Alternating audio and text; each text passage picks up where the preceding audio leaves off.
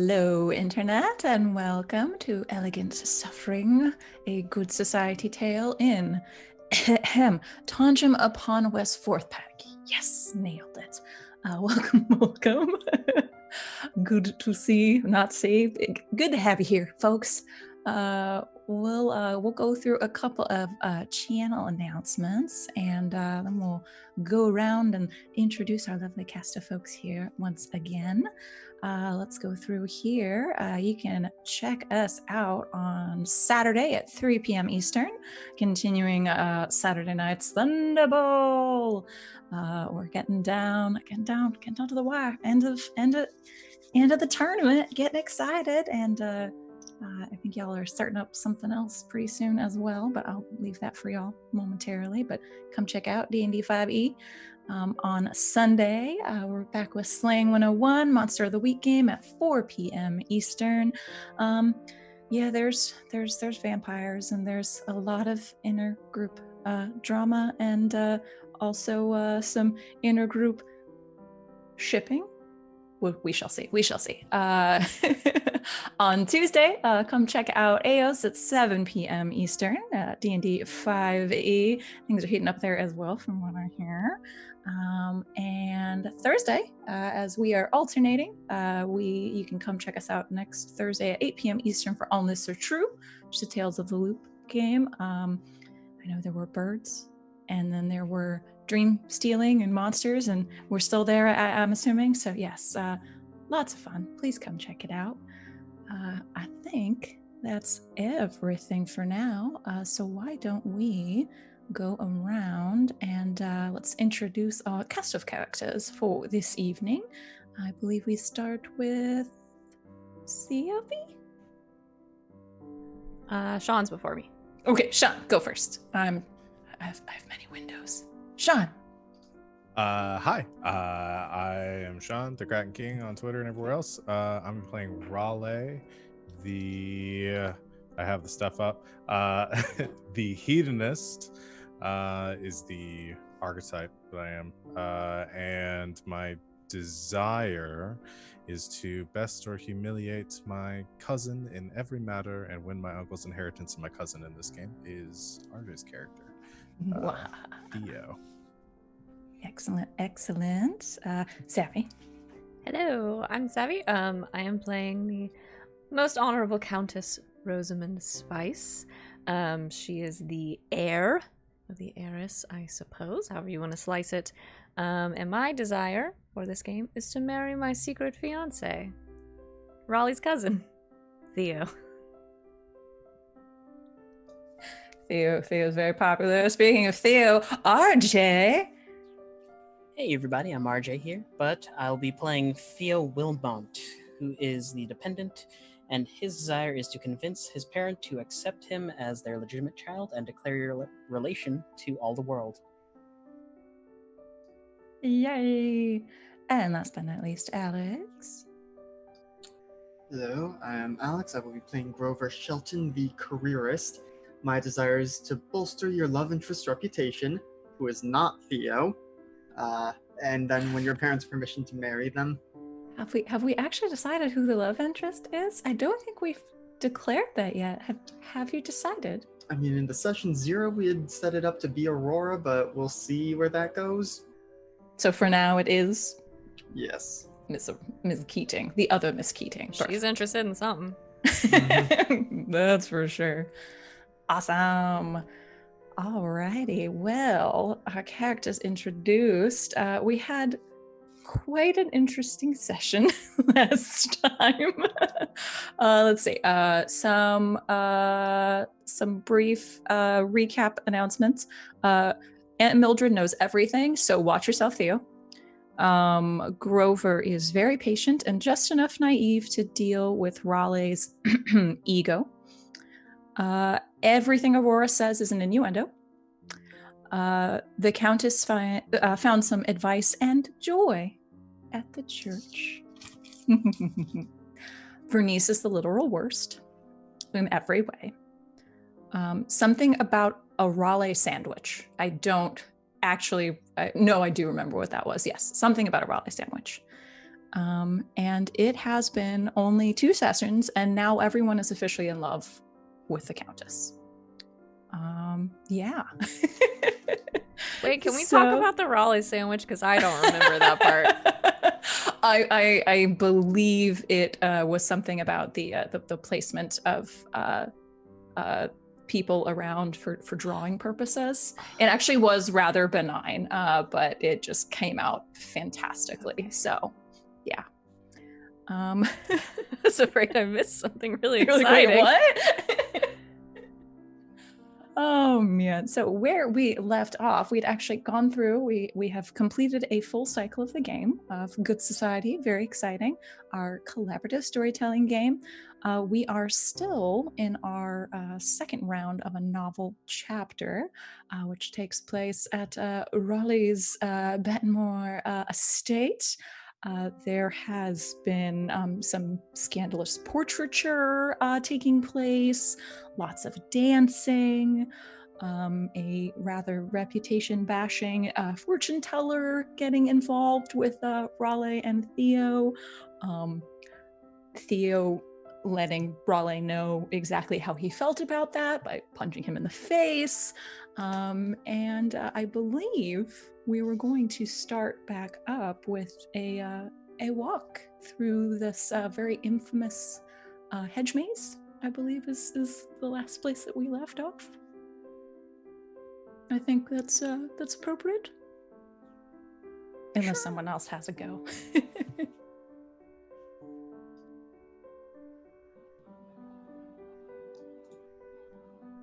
So I believe Theo and the Countess had a sort of snuck away from the rest of the party after the Countess comforted Theo after that small altercation with his cousin.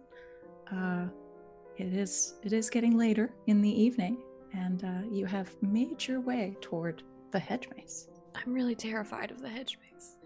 Me too. So am I. There are going to be saving throws involved in the hedge maze. Nope. I mean, if Raleigh wants to let me know if there's anything particularly terrifying, Raleigh can message me privately, and I will incorporate it in. But anyway. No, I don't like that. Nope.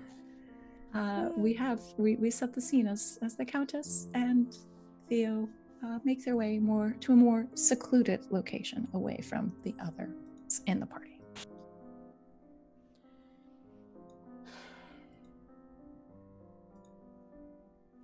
All right, sorry. I think I've calmed down a bit. He's really quite terrible, isn't he? I know.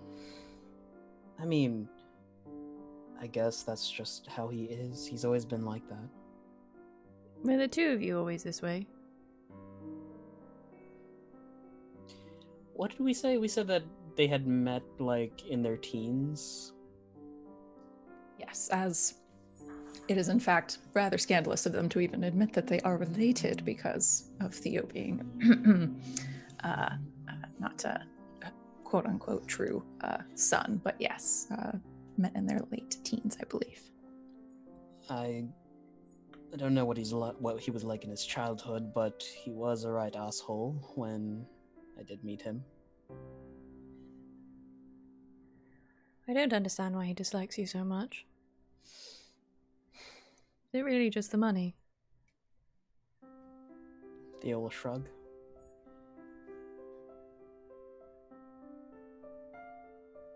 Maybe I'll ask him sometime.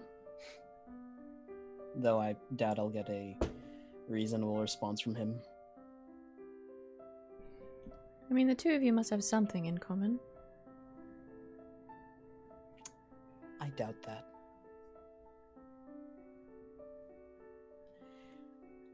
He'll stop at the start of the hedge maze.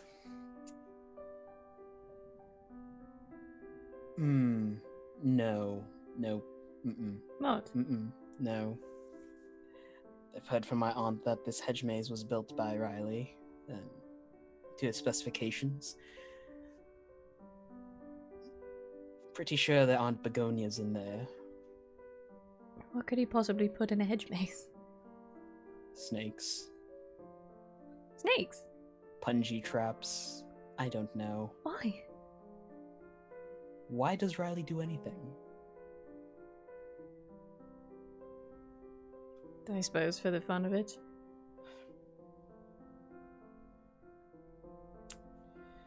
I'm sure he's going to announce this event at some point tonight. Maybe there's a prize at the end.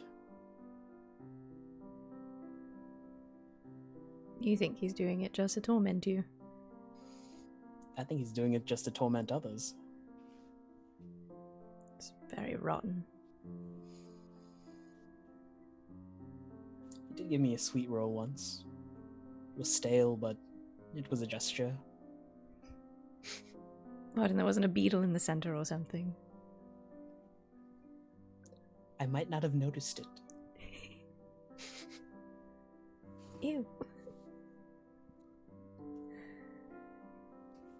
I mean, what self-respecting child would not eat like 1 or 2 bugs? Aside from your grace. Even your grace as a child once. You know. Yes. We should probably get back before the rumors start flying.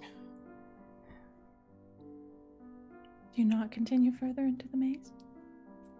Heck no. Don't you just want to look?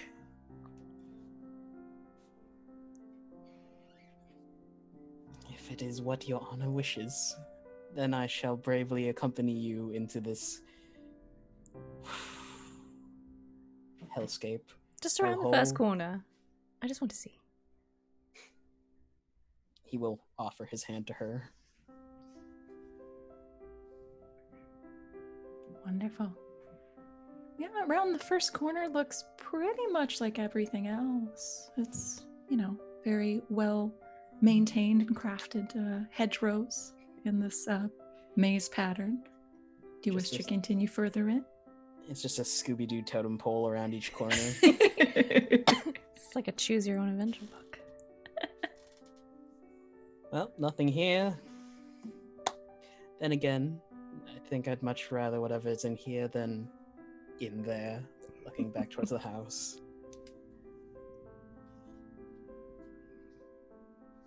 I hate to keep pressing it, but there must be something you can do to repair your relationship, right?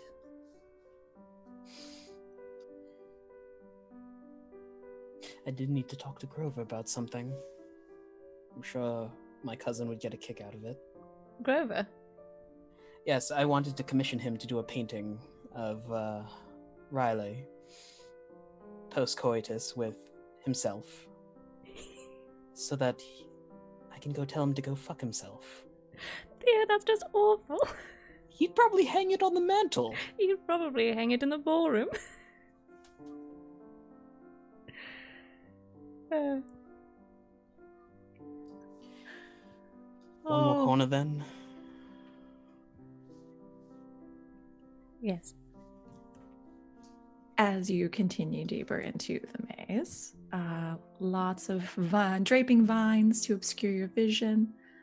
And as you make a couple more turns, you do eventually find yourself at the very center of the maze, where there are several what appear to be ebony statues of cobras.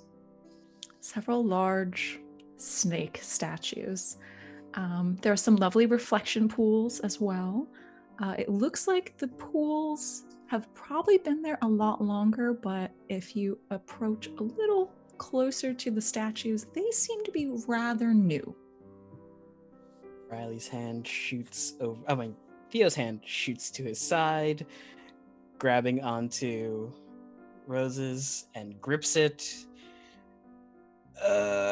Do not like that at all. Oh dear.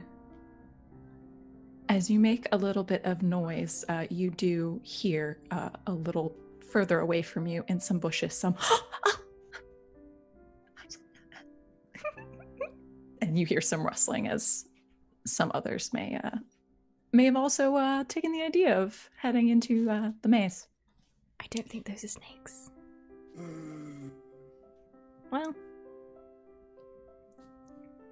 He will release his grip. Sorry. Maybe we should head back. All right. Thank you for indulging me. Thank you for indulging me. They'll make their way back to the party, I guess. If I may, Oh? I would like to offer you both a resolve token. If perhaps one of the people that may have spied you in the maze, who were giggling and running away, was Madame Dupont. I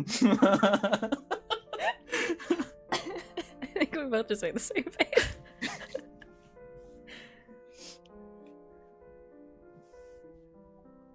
Yeah. You may say yes, you may say yes, but other requirements to accept, or you may say no. It's totally up to you.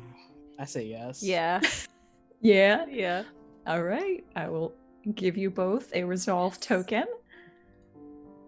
I will give them away from Madame Dupont here. The drama. Excellent. Did we see her at any point? You can decide whether you did in that resolve token. That's part of the sort of that negotiation process. So if you would like it to be yes, but we did see her as she ran away, we could say that as well. That might be fun. Yeah? Yeah. Okay. So she saw you with whomstever she ran off with from the party, and you did see her sort of scurrying away through the other direction in the maze. Ruh-roh, Raggy. I certainly hope that doesn't come up in a seance. He's hoping.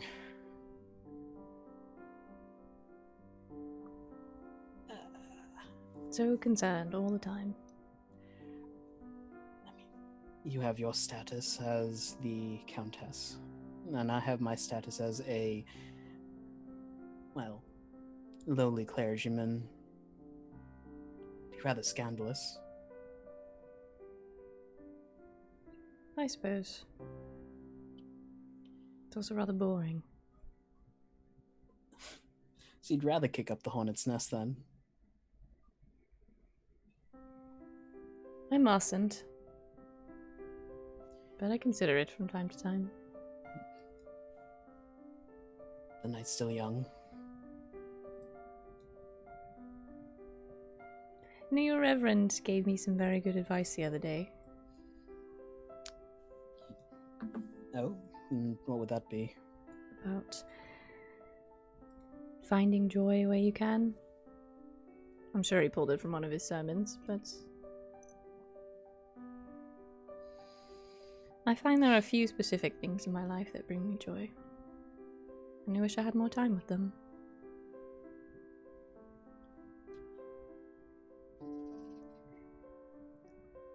Even if someone like Madame Dupont does find out.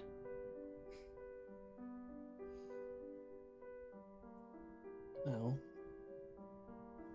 Priory House is on your grounds. And the Reverend is a heavy sleeper. You might not miss me if I disappear to come see you once in a while. Perhaps I shall call upon you.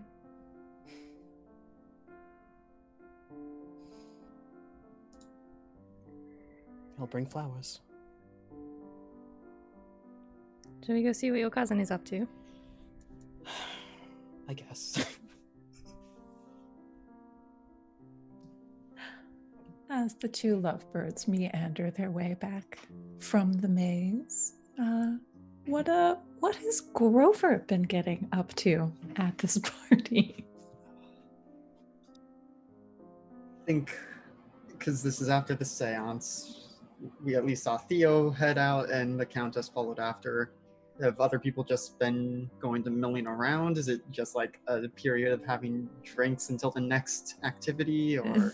The seance was really just like a bit of entertainment. In fact, there's some speculation going around like, was that all planned? Was that part of like, was that all like a theatrical piece? I'm not sure. I mean, but that was very entertaining regardless. But yes, there's some chittering around about that. But yeah, people just took it as the night's entertainment and are drinking. There's more dancing as things get a little more wild throughout the evening. I think Grover would have found a chair up against the wall, refilled his cup, and has at this point pulled out a smaller sketch pad and is, doing the draft of the seance scene of people dancing and dancing. But yeah, I don't know, because this is the first of these events he's been to, so he's a bit in over his head and is just like, well, I'm just gonna do art in the corner because that's what I know. I would say Aurora probably like tried to peek over your shoulder for a while to see what you were up to, and honestly probably got a little bored and then just took it upon herself to just outrageously flirt with anyone within your eyesight, just hoping that you might draw it. Which I think there are some sketches of that. Probably Grover finds himself choosing images more than he might otherwise that have Aurora as one of the subjects. But he is well into his cups at this point. I think is Raleigh making the rounds at all? What is Raleigh up to? It's your party.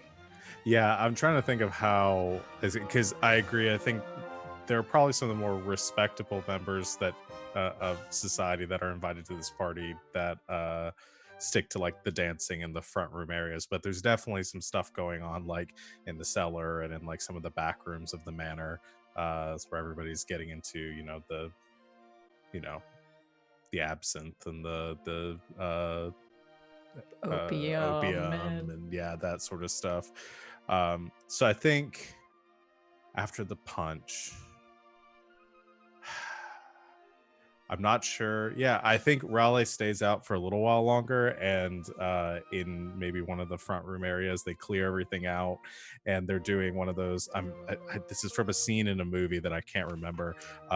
It like ye old spin the bottle, where like one person at the center of the room is like getting spun around, like has to like is drinking out of a bottle of something, and then they're let loose and they're like blindfolded. They're staggered around the room, and the first person they touch, they just have to like snog like hard for till appropriate, and then the next person gets in the movie and gets in and starts doing that. So that's what Raleigh is doing right now. Excellent. Is he in the crowd or is he blindfolded right now? I think right now, yeah, he's the blindfolded one, so yeah. Excellent. Does Grover wander away to this part of the estate, or?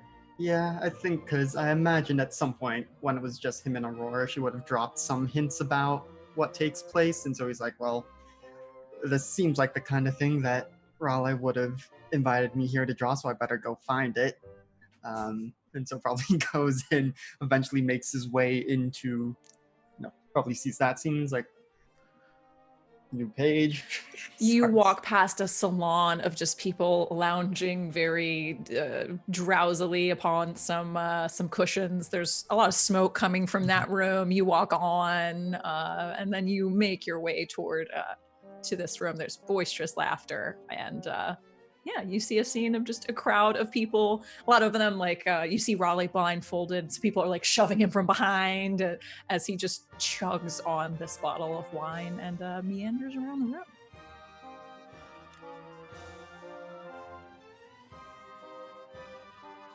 room. Who pushed me? It's not part of the game, and just kind of like it's the best part of the game. Laughs about it. I think he finishes the ball and just like chucks it in the direction of whoever said that, smashing against a wall or something, and people begin to laugh and kind cheers fall up. Absolutely. and like staggers around for a bit longer, like catching like fabric bits of fabric and clothes until finally like fully grabs onto like a younger gentleman there, and then just like blindfold off, just kisses him hard, and then like releases, almost like throwing him to the side, and then holds up the mask again, says, all right, who's next? I think Grover will actually raise his hand from the side of the room. Says, yes, you, Grover, yes. So he remembers his name. Come. And then like puts an arm around him, almost like leaning on Grover a little bit, like he's like far too drunk right now. Says, I assume you got the point of it from what you just watched. It's, blindfold, spin, drink, and then find your way around, find what suits you. It's just, I think I understand. Seems straightforward enough, or well, I guess the spinning makes it not so straightforward. Yeah, exactly. And just like shoves the blindfold over Grover's eyes. Says, no peeking. Shoves a bottle into his hands and then gets a couple of people around to start like spinning him around to play the game. Excellent. If I may, I'm just token crazy, y'all. I'm just having some fun. If I may spend a token, I would like to have someone that came in rather unobtrusively, but did make their way into the party. Have Grover make his way eventually once he attaches to someone at the end of his spinning. Have it be this particular young woman that he ends up snogging. Grover, are you amenable to this? Sure. Okay. Go ahead and take a token. So as you are spun around in circles, handed a bottle of wine, encouraged, jog, like a frat party at this point. And you eventually, as you grip the bottle in one hand, I suppose, and sort of meander your way around with the other hand, you fall upon a rather well-made dress, a shoulder, and yeah. Do you take off your blindfold? Do you keep your blindfold on?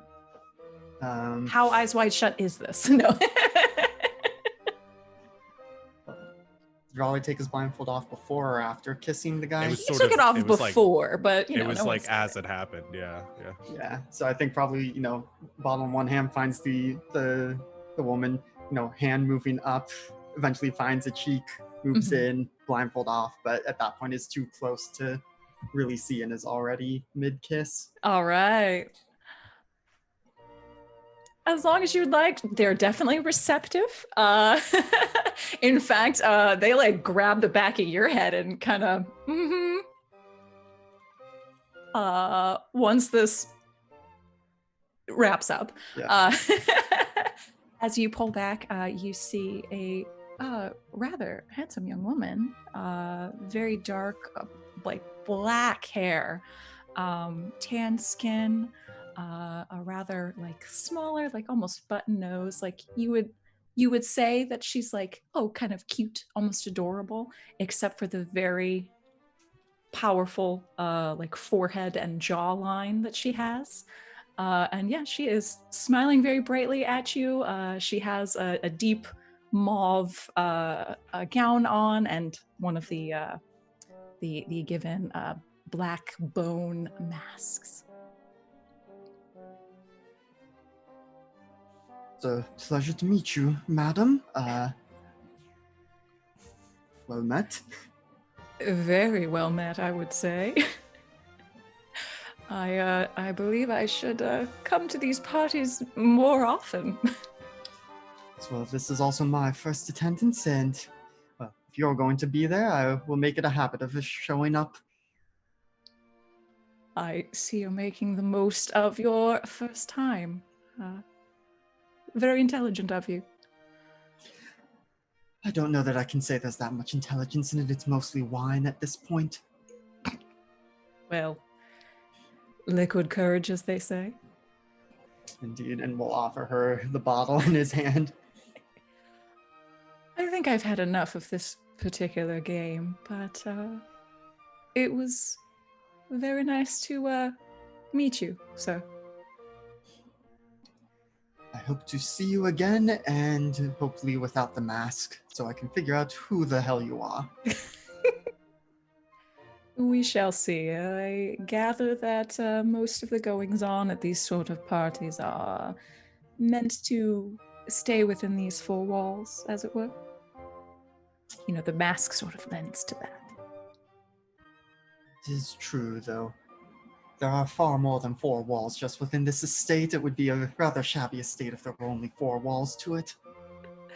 Well, shabby or no, they've definitely shown us all a good time.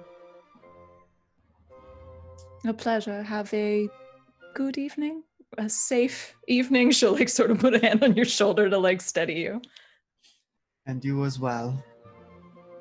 Oh, I always do. And she'll sort of turn on her heel and walk out of the room. I think it's gonna try and look around for Raleigh. I know you're not supposed to say, but who was that? Looks over. Does Raleigh have any idea? No idea who that is. It's a rather fine dress she's wearing. I believe I recognize the make of it, but have no idea who they are. That's sort of the point of this, my lad. And like turns around. All right, who's next? I'll go again if nobody else offers. As the shenanigans ensue, have the Countess and Theo made their way back from the maze? I think so. Wait, did we walk in together? Probably not. Did you? You would have gave her a good 5-minute birth. So, timing your re-entrance.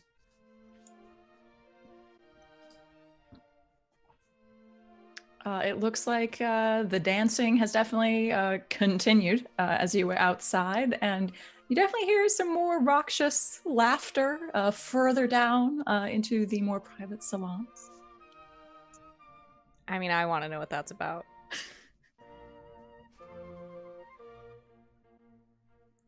I'm gonna get in trouble with these negative tags this game. Yeah. Yeah, the Countess is just gonna go see what all that's about. All right. She's in a mood. You continue down, you follow the sound of the laughter, as it were.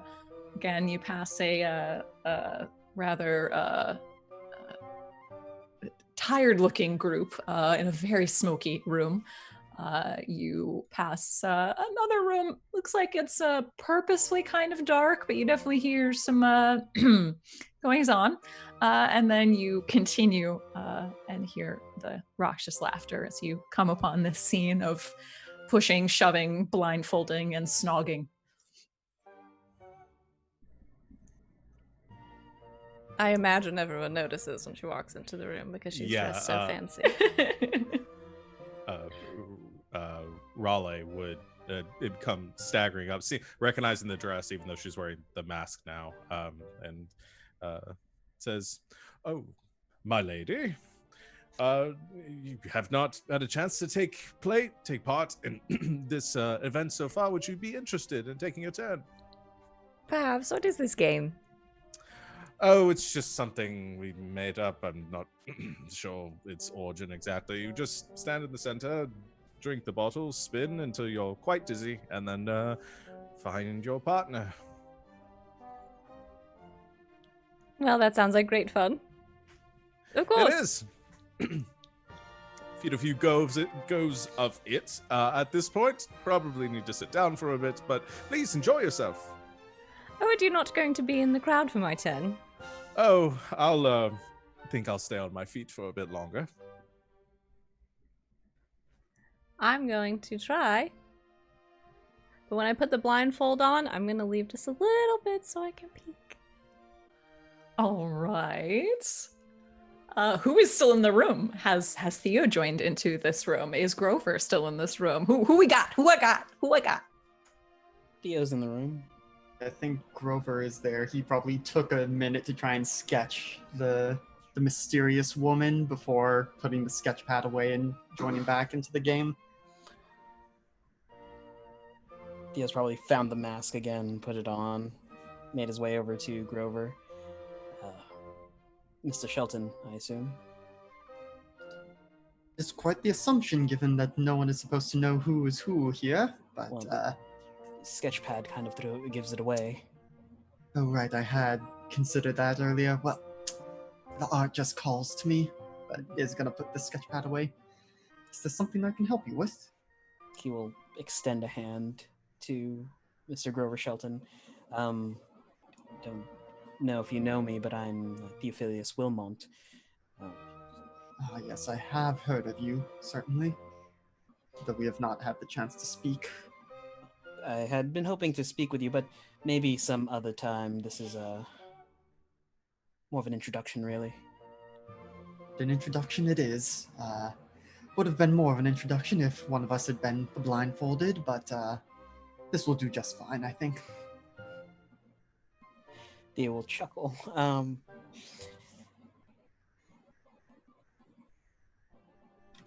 I did want to speak with you, but you know what? How are you finding the party? It's certainly something. This is my first attendance at one of these. The same for me. It's a lot more lavish than I've heard. A lot more debauchery going on. Yes, and I'm still only into the wine. I have not yet looked into any of the other entertainments, but the hangover alone from this might be enough. Then, sir, might I join you? And he will grab like a wine bottle from somewhere and undo the cork. Happily, and I think it finishes off the last of the bottle Grover had, and will share with Theo. As those two get well acquainted, who does the Countess pick? Who does the Countess pick? Raleigh, Yes! in a big power play. He's really drunk, right? Oh yeah. Oh yeah. Drunk, high, yeah. So as the Countess, folks are not as like they feel a little like they're overstepping bounds to really like place hands upon the Countess in order to spin her. So you're kind of spinning on your own for the most part. But you make a couple spins around. I'll try to play off one spin like dramatically, like Perfect, with a bottle in hand. Are you attempting to sell like the dizziness of like yeah, a little bit. Like And, anyone would call her on it. as you make your way blindly toward Raleigh. Is the blindfold on or the blindfold off? I think she leaves it on and makes out with him for a minute and then takes it off.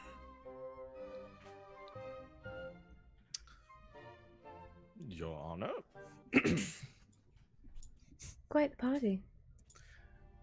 Yes, indeed. Gives like a look over towards Theo. Tries to play it off with like a grin, like was expecting that, but also just really confused right now and too drunk to really process any mischievous thoughts. Oh, do Theo and Grover take that spectacle? Theo has the bottle to his lips and he sees that happen, and there is the sound of sputtering and coughing. He spit takes? Yes! He spit takes. Grover is gonna, try and slap him on the back, but is also, just looking at the two of them, and so it's probably hitting, Theo's head more than his back. Mr. Shelton, please. You're hitting my head. Oh, I'm terribly sorry. Oh dear. Is your doublet or whatever you're wearing, is it okay? Do we need to get you a new one? Oh, the Reverend's going to absolutely murder me.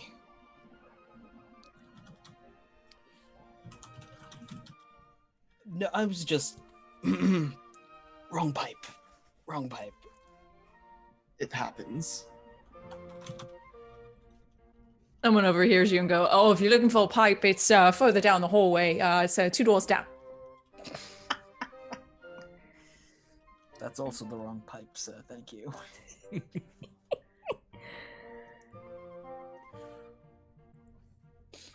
If he can shoot a glance over at Rosamund, it's a very quirked eyebrow. She just has this like smirk on her face. I would say that that completes my rounds for having snogged everyone here at this point. We should speak more later. Yes, we should. I'm going to get another drink. Would you like one?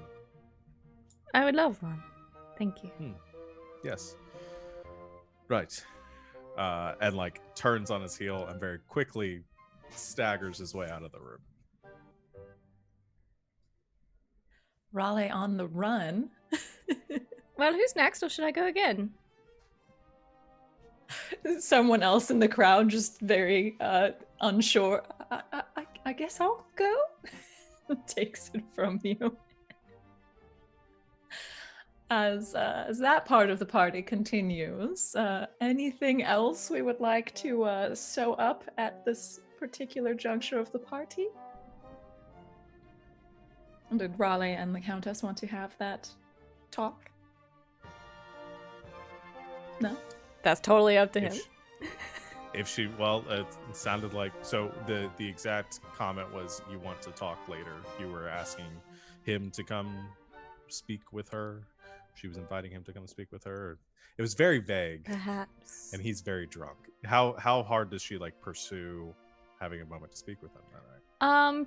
Probably not super hard. I mean, she's not going to chase him around or anything like that. I think she is more just like setting, like, haha, interested in me, are you? Okay. I think in that case, Raleigh very purposefully sort of avoids that situation. Like I said, too drunk to really formulate any thoughts about that. And probably just distracts himself by diving into a room full of people. So maybe heads toward that purposely dark room for a little while. Yeah. Cool. And that's pretty much the rest of his evening. Understood. Anything else that we would like to address or set a scene for at Raleigh's party? Or are we good to move on to rumors and scandals? I think Grover spent some time trying to find the woman in the mauve dress, but probably doesn't find her again. She is gone. There's again like the theme of the party being like the red and the black. There's a lot of lovely young women in some shade of red. She gave you the slip.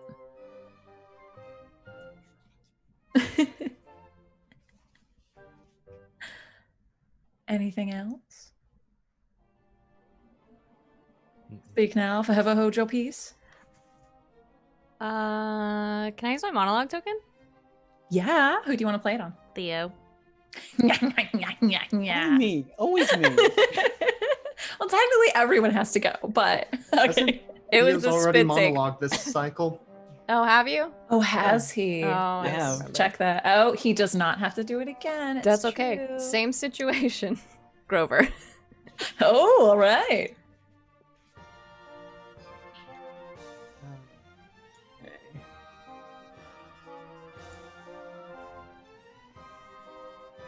I had heard rumors about Mr. Addison's interest and even had a peek into it at our painting appointment, but dear God, this is not quite what I expected, and I don't know whether to be appalled or thrilled. I mean, this is certainly far more fun than I've had at any of the other parties that the Regency has thrown here, but there's that small voice in my mind that's saying there's going to be consequences for this fun. I mean, there was the beginning of the party with Miss Keating, then there was the woman in the mauve dress, and then there was the Countess in Raleigh, which I don't even know what to think of all that, but clearly I was not as well prepared to match wits with the old money as I expected. I will have to figure out, if I even need to figure out, what is going on. I think I need some more wine and a good 12-hour nap after this. Splendid. Love it. Savvy, mark off your token, and Alex, you don't have to do it again for the rest of the cycle. Well done. Alrighty. Well, then I think we can complete that particular novel chapter, and we can move on to rumors and scandal. Oh, sorry, reputation first. Reputation first. Even better, reputation.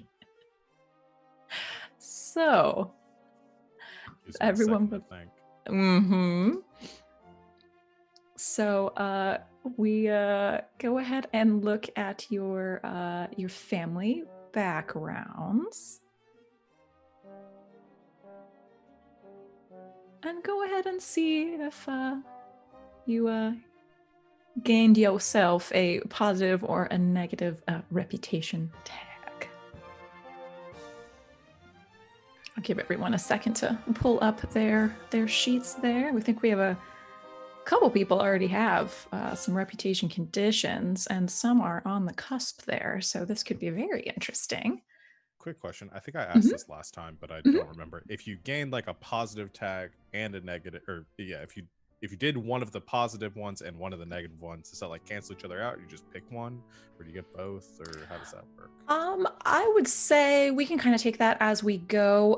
If you did like one of the positives, but like your negative one was like roll negative, then maybe we lean toward that, and vice versa. So we can kind of take a look at that and see what you think and kind of what the group thinks would make the most sense for that. But speaking of which, first up would be Raleigh. Okay. I'm trying to wrap my head around his motivations for walking away from the Countess at that time. Mm-hmm. And because I could just say, I think the easy one is just saying like the party in and of itself and everything that he did there was like shamed or embarrassed the family name. But I don't know how much that more that could shame, if this is like a common occurrence. I don't know if there's That anything is true as particularly well. shameful. But I almost saw that as like acting against one of his desires at that point, with like stepping away from that situation with the countess and like not going that step further that he normally does. I could say that doing that would be acting in obedience to society's conventions despite considerable hardship in Yeah. doing so. Stepping away from that situation, I would consider a hardship for him, absolutely. Yeah. Yeah, I mean, I feel like it could go either way. Because I don't Given think he did anything during the party that was particularly that was out of the ordinary for him. exactly, yeah. I think if anything, the most extraordinary thing he did was not pursue that further with the countess. Yeah. I definitely think you could argue that. That I would feel be comfortable with that. Okay, that's I what I'd feel like to comfortable do. with that. because otherwise I'm just going negative, negative, negative every time, and that felt like that Totally. stood out to me a little bit more with his. No, that makes sense to me. Anyone have any objections to that? That makes sense to me, totally, for given Raleigh's character. Yeah. Awesome. So for that positive tag, what descriptor do you think that would be? Let's see, because the examples there are sensible, well-connected, dependable, generous, caring. I feel like that something like that, like not like disciplined, but like holding back on a desire. Prudent. I was thinking like that or sensible, I think essentially worked out to be the same thing. I think sensible might be a little too broad. That's what thesaurus.com is for. Yeah. Let's see what we got. Disciplined synonyms.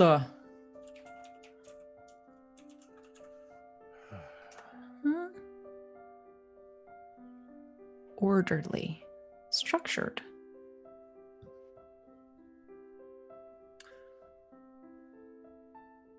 What about this one's a bit long, but forward looking, like not Forward so thinking? much- yeah, forward thinking, something like that. Like he is thinking about the next step and like the repercussions of whatever might happen. I don't think it's necessarily something of him desiring his own, denying his own.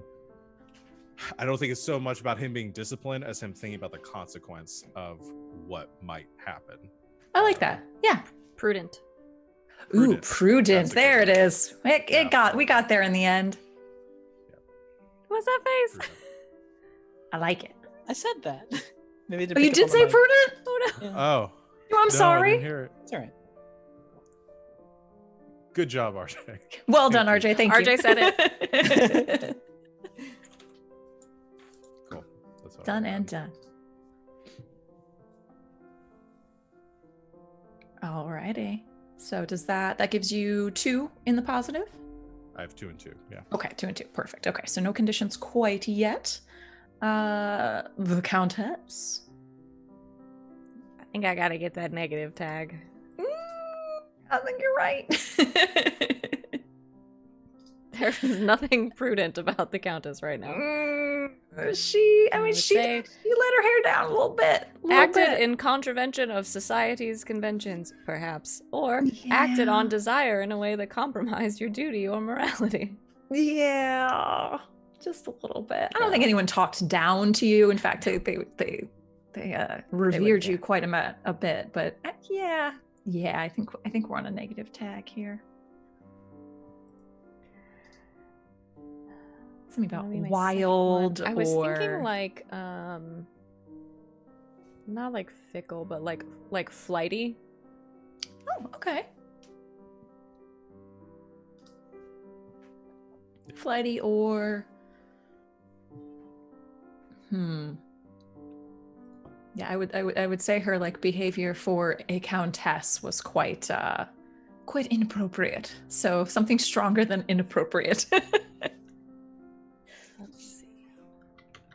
Would capricious be a good word? Ooh, capricious would be a very good word. Yeah. Yeah. Just put that on here right next to proud. Perfect. Now I have 2.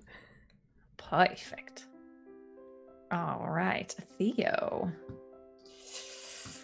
Yeah, I'm gonna take that negative tag. Yeah, you kind of punched somebody, so yeah, that was a big one. But hey, it's okay. It's okay. Actually, no, it's okay. not. This is my 3rd negative tag. We have a negative condition. It's our first. All right. So, with the punching, let's get that out of the way. What should our descriptor be for that? What do you think? Maybe impulsive? Sure. Hot-headed. Hot-headed, yeah. Let's go with that. Done and done. All I right. mean, looking at these negative reputations, shit's gonna... Other shit just dropped. So for your character sheet, let's pull that up. So yeah, your negative conditions would be for the Humble origins. So it'd actually be no, the dependent. dependent, Yeah. yes. Yeah. So your negatives would be, oof, there are 2. So not welcome here. One of those that you depend on makes it clear you're no longer welcome in their house. You must find somewhere else to stay until you are reconciled. Or fracture, someone close to you is appalled by your behavior and refuses to talk to you. Thinking how much drama I want to drop in here. It's all up to you. I'm excited either way to see what happens. So yeah, I would say the not welcome here would be like Father Hammond. Yes, like he'd kick you out. That could be super intense. Or fracture, someone just refuse, like your aunt perhaps would refuse to speak with you. I'm leaning towards not welcome here. Okay. Theo gets kicked out of the Weren't you saying that the suit that you were wearing is something you borrowed from the father anyway, or something? Yup. You're coming back that's covered in wine, smells like opium, and it's just like. Yeah. So we will definitely. Once we get that reputation tag, we will play out that scene. But I will remind you all that again, with those tags, you may spend those tags to get rid of them essentially. So if it's a positive, you can use it in your favor for a particular scene, and then that's spent as a resolve token, and you would erase that descriptor. It is the same with the negative. You may spend that. The only, sort of downside with that is you have to spend it at your detriment for your major character. But once it is spent, you no longer have your reputation condition. So the reputation condition would go away once you get under 3. So just to throw that out there. Nice. Those first 2 that you get never go away though. Like those, like you don't. You could potentially spend those as well if you wanted to utilize them. Yeah, everyone starts with 1, so you could spend that. Like you could spend a positive and utilize that for a particular scene as a resolve token, and then that one would go away, and then you could accrue others. Okay. So we'll hold that right there because we will have to do that scene real quick. But let's go ahead and get through Alex as well. Yes. I think some kind of negative as well. I'm just trying to think. Probably acted on a desire in a way that compromised my duty or morality. Acted in an uncouth, low class, or vulgar manner.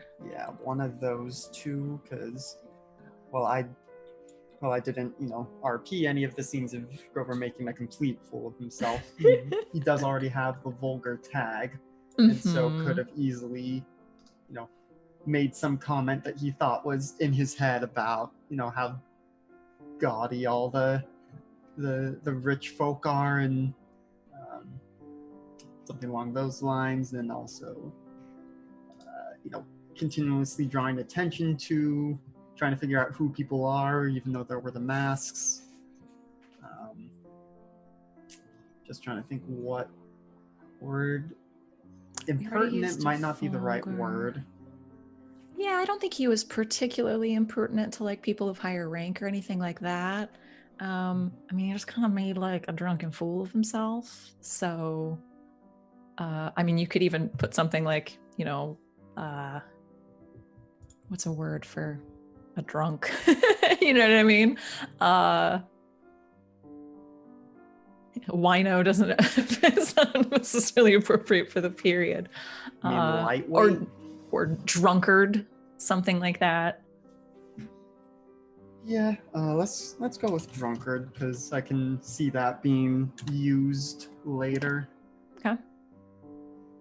So that's just your second. Okay. Yes. So you were still good there.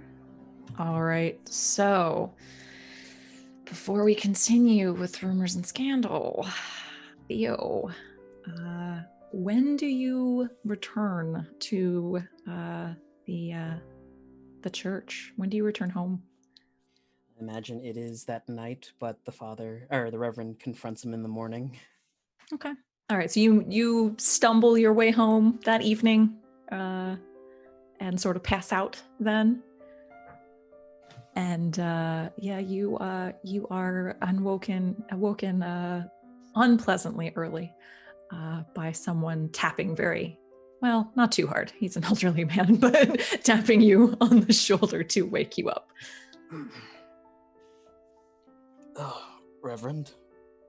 Theo, you slept through your morning prayers, and you've. What? Are you ill? What is? Why do you smell of alcohol? You'll panic, get up, and look outside. It's probably like noon. I was over at the Battenmore Estate last night at a party. You associated yourself and the church with a drunken revelry? I was personally invited. I couldn't deny it. Whenever the devil comes knocking, you deny him. I don't care how fancy of clothing he's wearing when you do it. I am ashamed of you. Very speechless. I don't know if I can continue to have you here among the children. This is a very serious thing. Reverend, all I did was partake of wine. I didn't do anything. Oh, you partook of wine, and I can see some of it still spilt upon your lapel.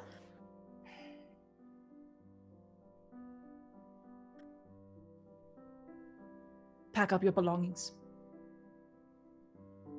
I've held you up here for far too long. You must learn to make your way in the world.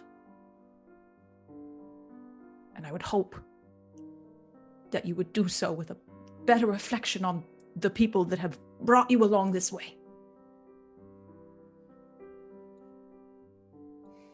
I want you gone by evening prayers.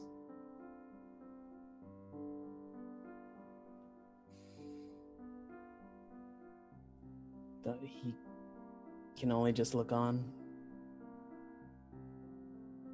Yes, sir. I expected better. And he turns on his heel and he walks out of the room.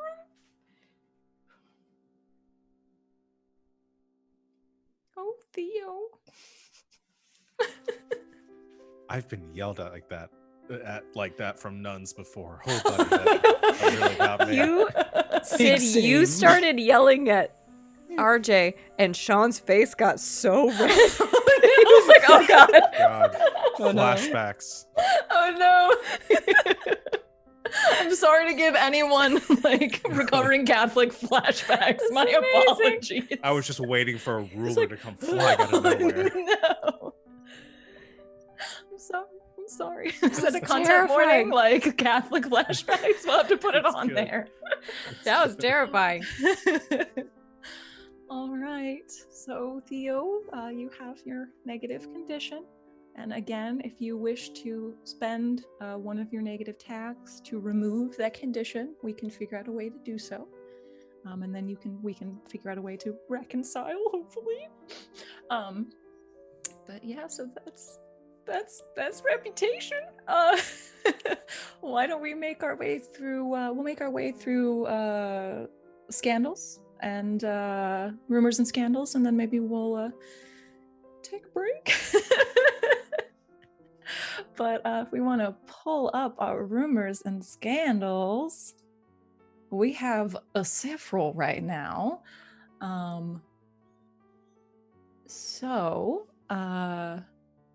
We have officially spread the Countess and Mr. Shelton are secretly engaged, so that has been spread. So we will actually go ahead and cross that out because that is among the community already, as is Mr. Addison is having an affair with Aurora Keaton. That has been officially spread, as well as Mr. Shelton is currently in production of a masterpiece. So those have officially made their way through. some unspread rumors that are sort of filtering around, not necessarily thought to be real at this point. The Marquise's family is secretly struggling financially. Mr. Wilbont is the illegitimate son of Reverend Hammond. A strange figure has been roaming around the Adderwood estate, and that Mr. Erasmus Cockburn is seeking patronage from the Addison family. So again, those are whispered around the community, but have not yet been spread and are not yet considered to be factual by the community. So we'll allow for 2 rumors and scandals. And on your turn, you can either, again, create a new rumor or you can spread an existing one. So we'll make our way around. Sean. Okay. There are a couple floating around in my head right now.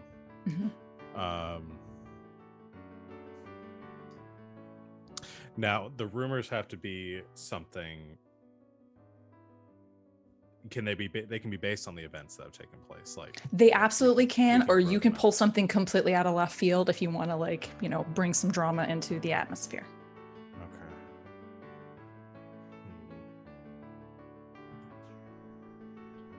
And while he's thinking, what is the thing about fading? Are the ones that weren't spread from last time, are they automatically fading at this point? Exactly. So everything gets at least 2 rounds. So this was our first round through for these. So they are still available to be spread. If these that are here right now are not spread after this next round, they will fade and they'll no longer be available. If you want to bring something similar back in, you can. You just have to create a new rumor. Okay, I have an idea. I will leave this up. I mean, if this goes too far, Savannah, you can tell me. But I had the idea for Rosamund Spice, the Countess, has been seen in the company of many different callers as of late.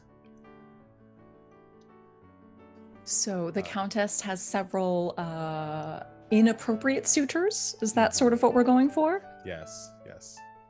Like lower, I guess some combination of like lower class, like kind of narrowing the field towards Theo, but not like totally saying like she's been seen around Theo, but like several people have said that she's been seen with like different people and all that. Fucking Madame Dupont. I swear to God. You don't know if it was her? Okay, my wording, and you can correct me here. The Countess has been seen in the company of several, quote, unsavory suitors. Is that? Yes. Okay. Yes. Excellent. All right, so Savvy.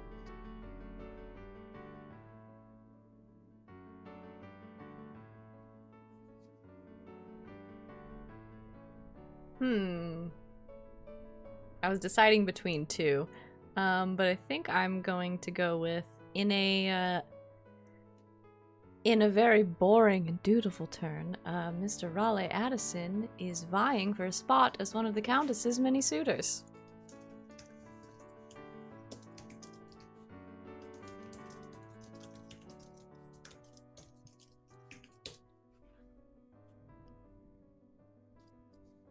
Excellent. So Mr. Raleigh is vying for the hand of the Countess. I like it. I like it a lot. RJ. Fuck. And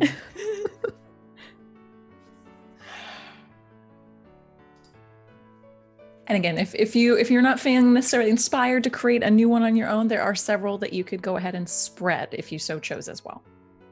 Including any of the ones that we just... Correct, yeah. And any of the rumors that are up on the page right now are available to be spread if they're not crossed out.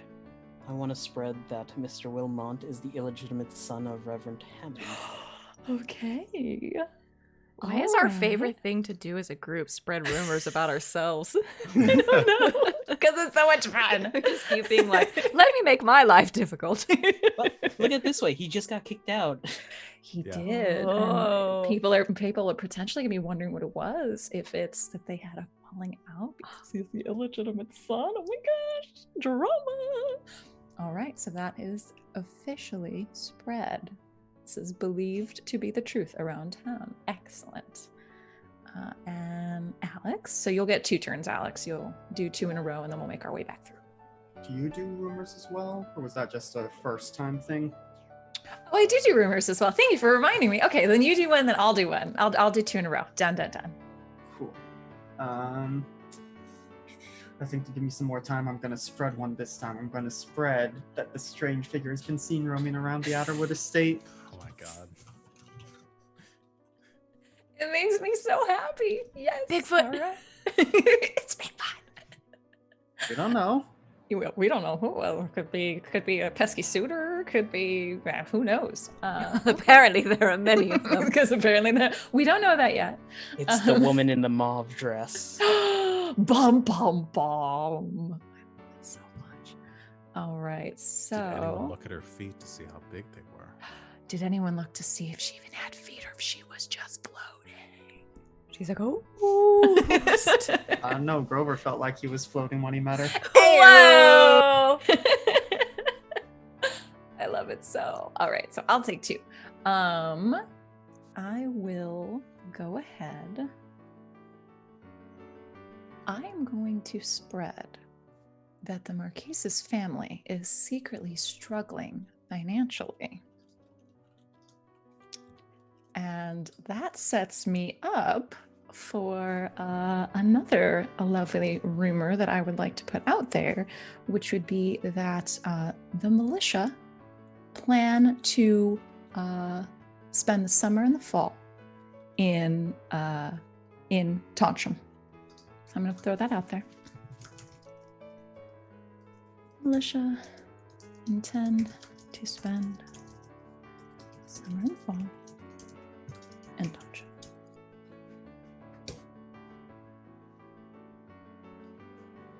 Done and done. All right. Alex, making your way back. Yeah. Let's see.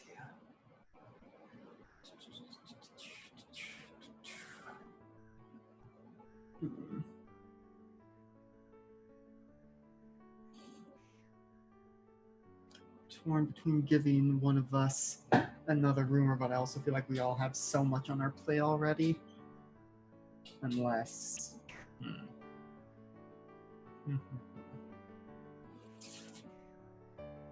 And again, these don't necessarily have to be related to, like, again, like with the militia, it could be just like rumors going about town. It doesn't have to even necessarily be about a specific character or connection.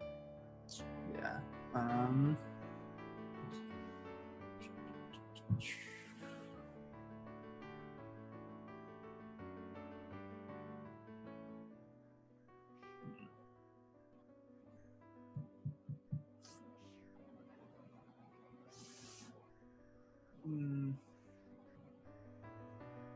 trying to think if this would be appropriate, or might have to go after we spread some of these new ones about the Countess, but that Miss Vernice Keating is planning to propose any day now.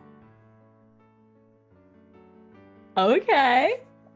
I like it. So If that's okay with you, Savvy. Hey, Yes. rumors and scandals that's one of the places that you don't have to get any sort of permission for that, because it's just a rumor. Who knows if it's true? It's nice that you guys are asking me, though. It is very nice. Please spread rumors about me. I love it. Please make my life even more difficult. Ms. Bernice Keating will be proposing to the Countess any day now. Excellent. All right, RJ. Madame Dupont is seeking to set up permanent residency within Tonsham. Oh, I like that.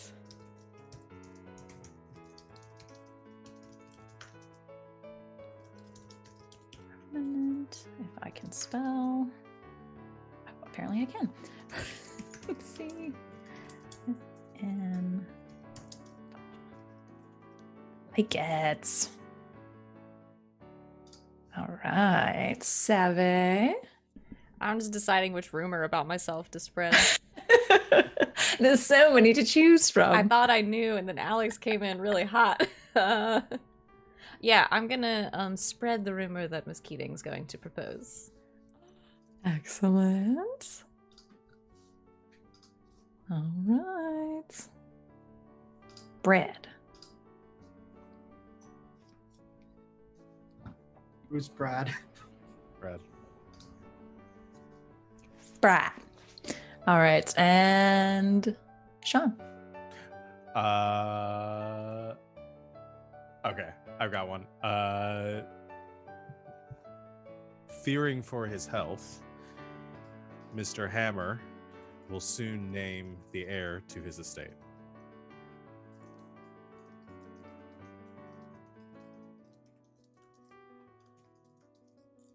I love it. Love it so much. All right, so I think the only rumor that's fading at this point is about Mr. Erasmus Cockburn. So we'll go ahead and cross that out. So yeah, we'll keep everything there. So we have sort of a running tally. But if it's marked as spread, then it is considered to be the truth. If it's fading, then it's no longer there. And if it's still open, it's still up for grabs. Excellent. Oh man, we're gonna have some fun times, friends. This is really taking a turn. It really has. There's so much going on. So let's go ahead. Why don't we take a quick bio break and recovery from getting yelled at by the Reverend. We shall come back for epistolary letters. We've got letters shortly, but yeah, come on back and join us again. Take a break yourselves, refresh drinks and snacks, but we will see everyone again shortly.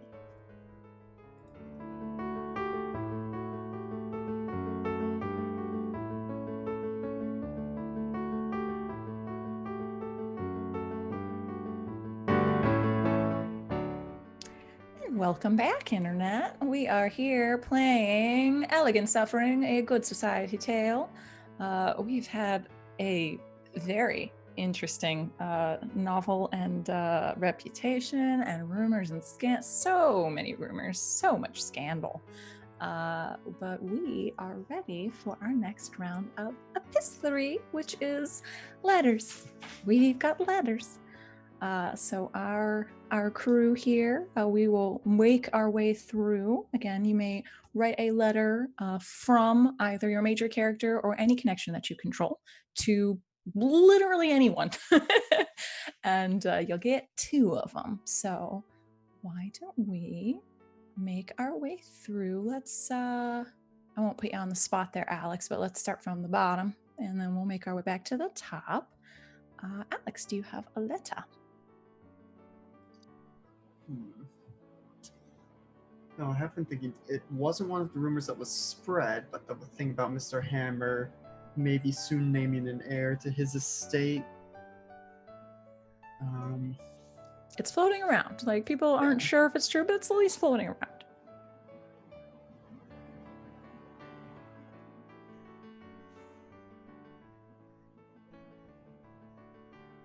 Let's see, again, this is one of those weird things where it's like 2 of the major characters' desires relate to this connection, so I'm not sure how much agency I have with the connection to make things happen.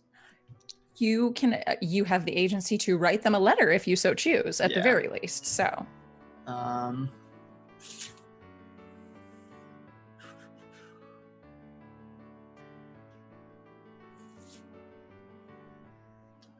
think there's going to be one from Mr. Hammer to Mr. Wilmot. And it is very specifically to Mr. Wilmot, not Theo. okay, what does that letter say?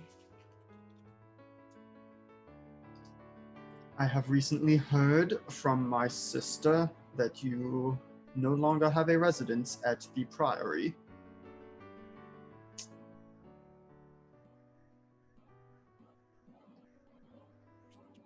I do believe there may be some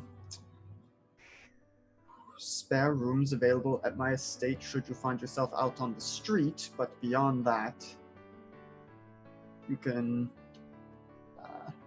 there will be no, basically to the effect of not going to give you an allowance or anything, but if you need a roof over your head, you can have, we kicked out one of the servants lately and you can take their room until something comes up.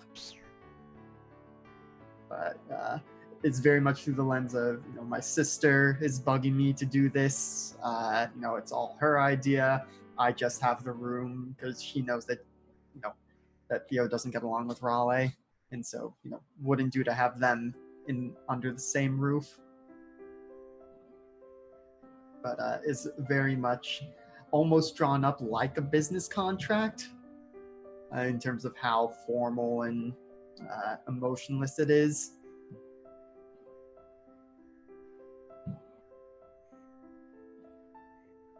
Okay. That is on the table for sure. I like it. Speaking of which, RJ, you get a letter. How do I pick it up? I don't have a home. There's definitely like a PO box system, and like, not to mention it's a fairly small town. It gets to you eventually. Just from behind you, you hear one of those couriers from Skyrim. I've been looking for you. God, I'll get into that after the show. Theo writes a letter to Grover. It's basically like, regarding the matter that we spoke about at the party, I have had a change in residence recently, and so you can contact me here. Let us arrange a date to meet up.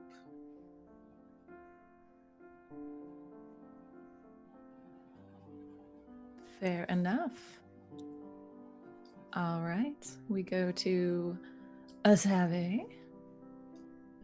It's me. I think Mr. Addison receives a letter from the Countess. Does he now? What's that say? It is, dear Mr. Addison, I write to thank you for your my invitation to your gathering. It was most entertaining, and I think she invites him and his entourage, whoever he would like to bring, over for brunch one day. As she has, as I've heard through some reputable sources, that you were most interested in speaking with me.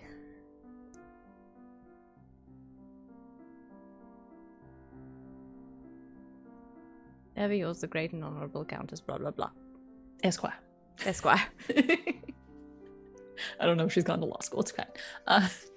She might. Mary. She's so bored. I'm bored. Law school? Yes. No, that sounds worse. No offense to any lawyers out there. All right. That's what I did. Hey, there you go. All right. For Sean. Okay. How well known is because we didn't have as a rumor, Theo being out on the streets? Because that's gonna, if Miles knows about it. I would say it's not necessarily fairly well known. We could treat it as like a rumor that hasn't been spread almost. Like, it's still a small town. That's a pretty like big thing to happen. And also would probably get around to like the family. So we've also established like that Mildred knows that it happened. So it's probably gotten around to him. Okay. Then my first letter will be to Theo. Okay. What should it say? Dearest cousin,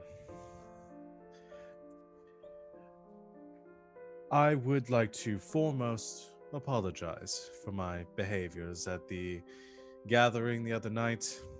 A innocent prank gone awry led to tempers flaring, and while I'm sure you regret the situation as much as I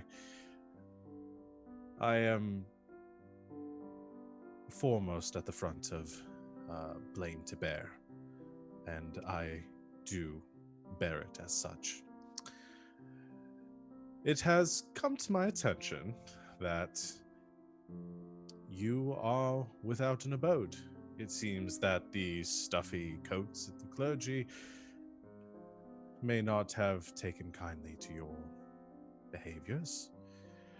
And I hope that you know that Battenmore is welcome to all kinds. And should you wish, one of its many, many, many rooms would be yours to use as you wish, as well as any other amenities you might need upon your visit. Of course, if you rather stay with our dear, in quotations, uncle, you are certainly willing to knock at his door, though I can't imagine your stay there would be comfortable. Do let me know. Yours, in earnest, Raleigh Addison. Oh, it's heating up, friends. I like it a lot. All right, I get letters too. And my first letter will be from Madame Dupont to the Countess.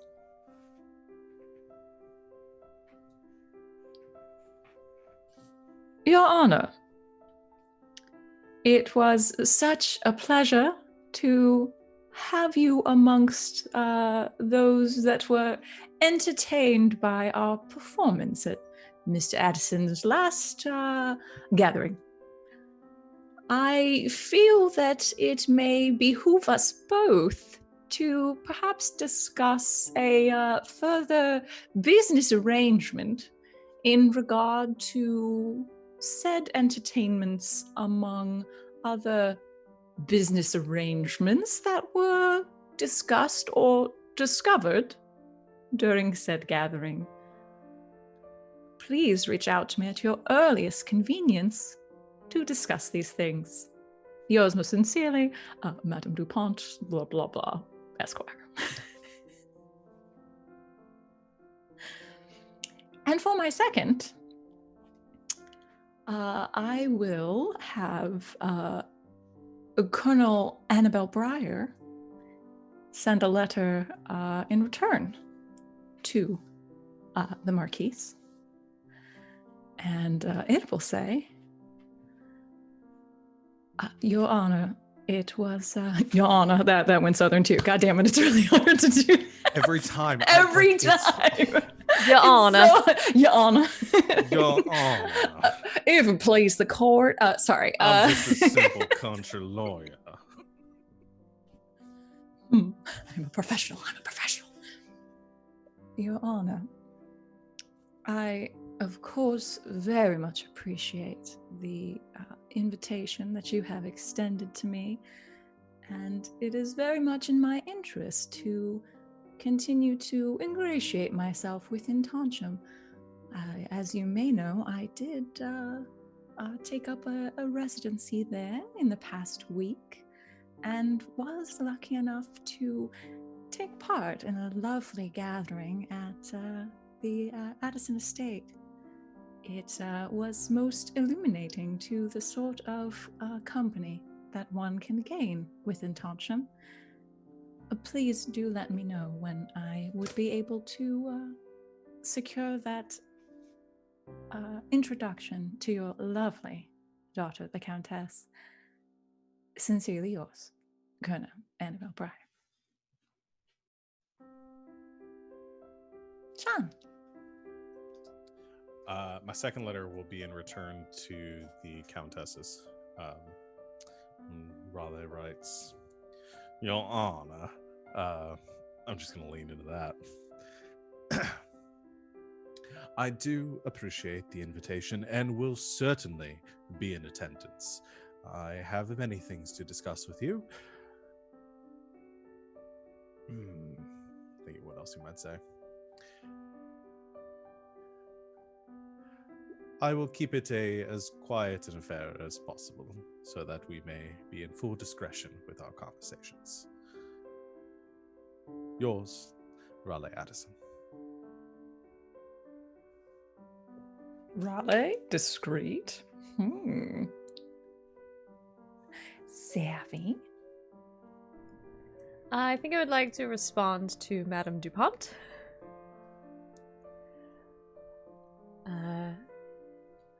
Dearest Madame Dupont,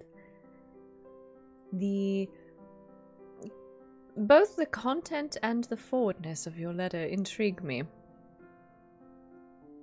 I would very much like to hear your business proposition and speak more with you about these things you seem to be so knowledgeable of.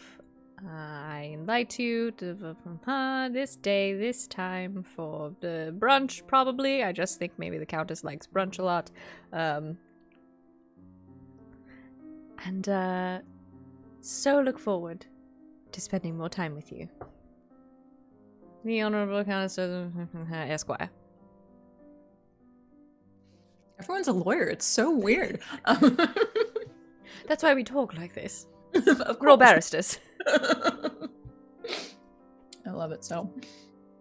All right. RJ? Another letter to Riley.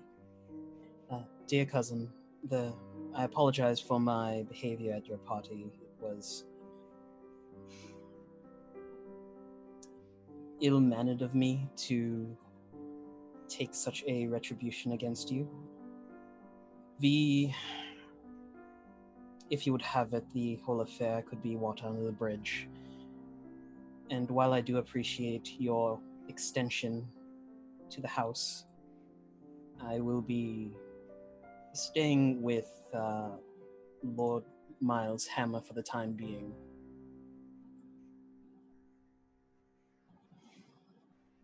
Once again, thank you for the invitation. Cordially, Theo Wilmont. Power move. All right. And Alex. Thinking all that time I'd come up with a new letter to write.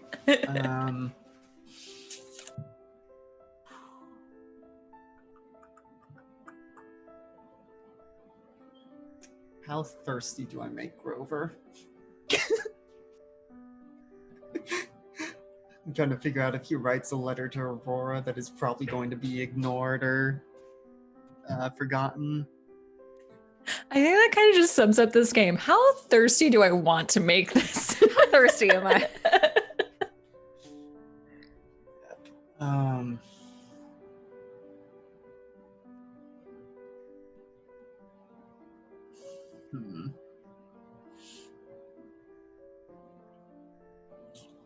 Yeah, I think I'll do one to Aurora that is basically so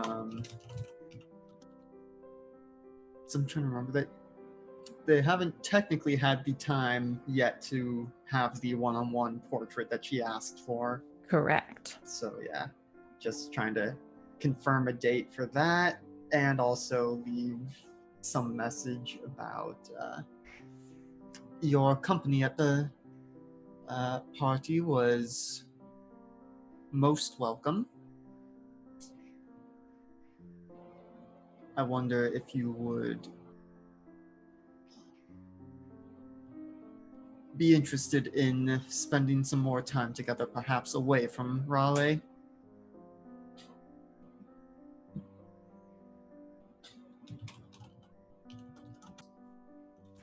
I like it. I like it. That wasn't thirsty at all. That was quite wholesome, in fact. I expected it to just be like, hey, you Sincerely yours, Esquire. I like it. Yay! We got through some very intriguing letters. All right, so I think we have some time to move on to another novel chapter. And this, I think, can be a visitation chapter again. Is there any particular visitations that we would like to start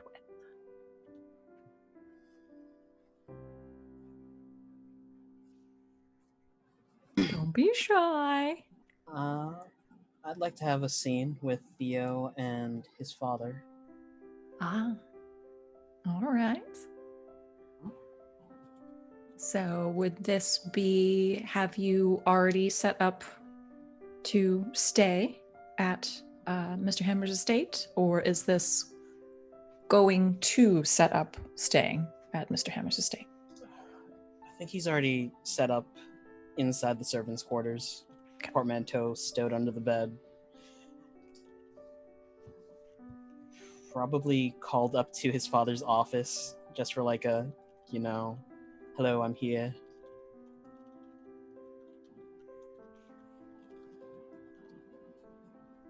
Oh, yes, Mr. Wilmot. You come in. Let me just finish this letter. I think it takes 2 whole minutes to finish writing a letter with Theo just standing there.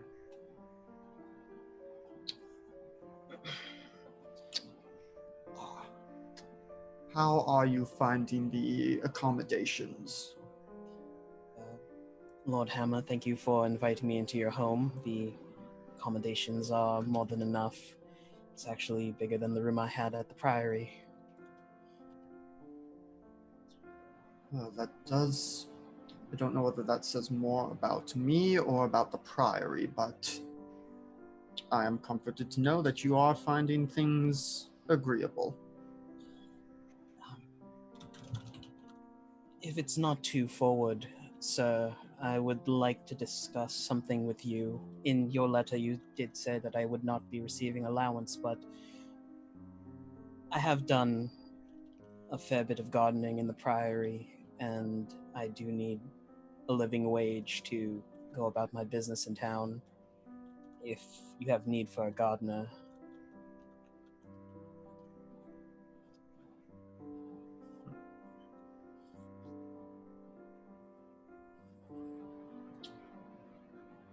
Yes, well, as luck would have it, the servant that we let go was one of the garden hands, so there is room on the staff for a new gardener.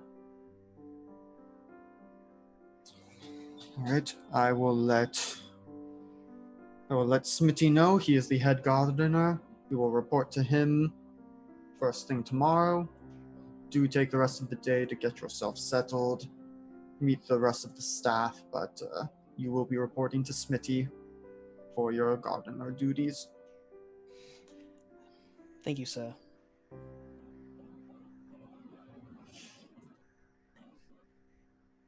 Well then, I believe that will be all. If you find yourself needing anything else, do reach out to my head of staff and they will make the arrangements.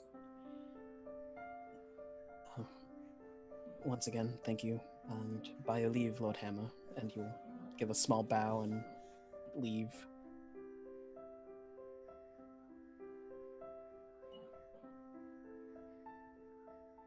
Okay.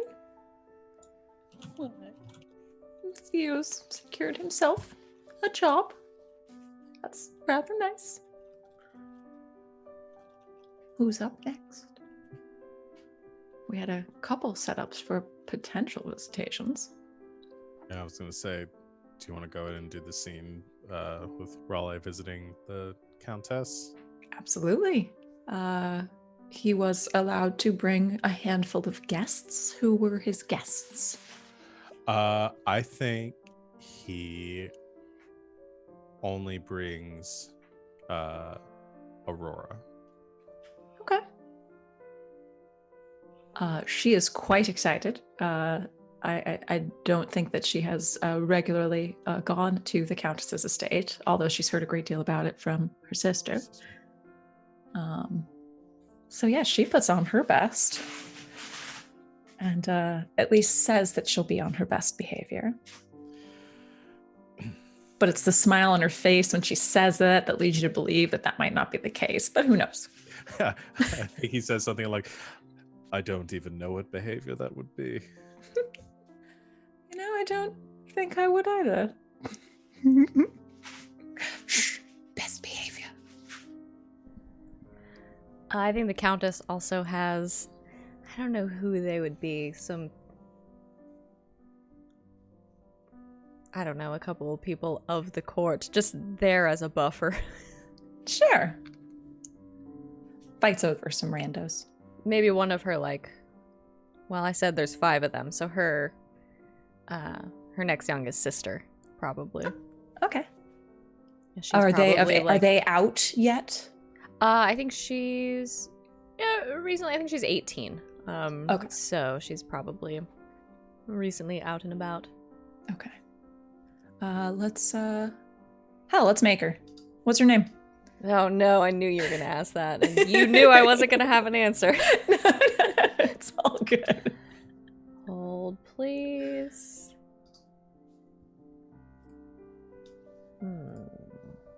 It is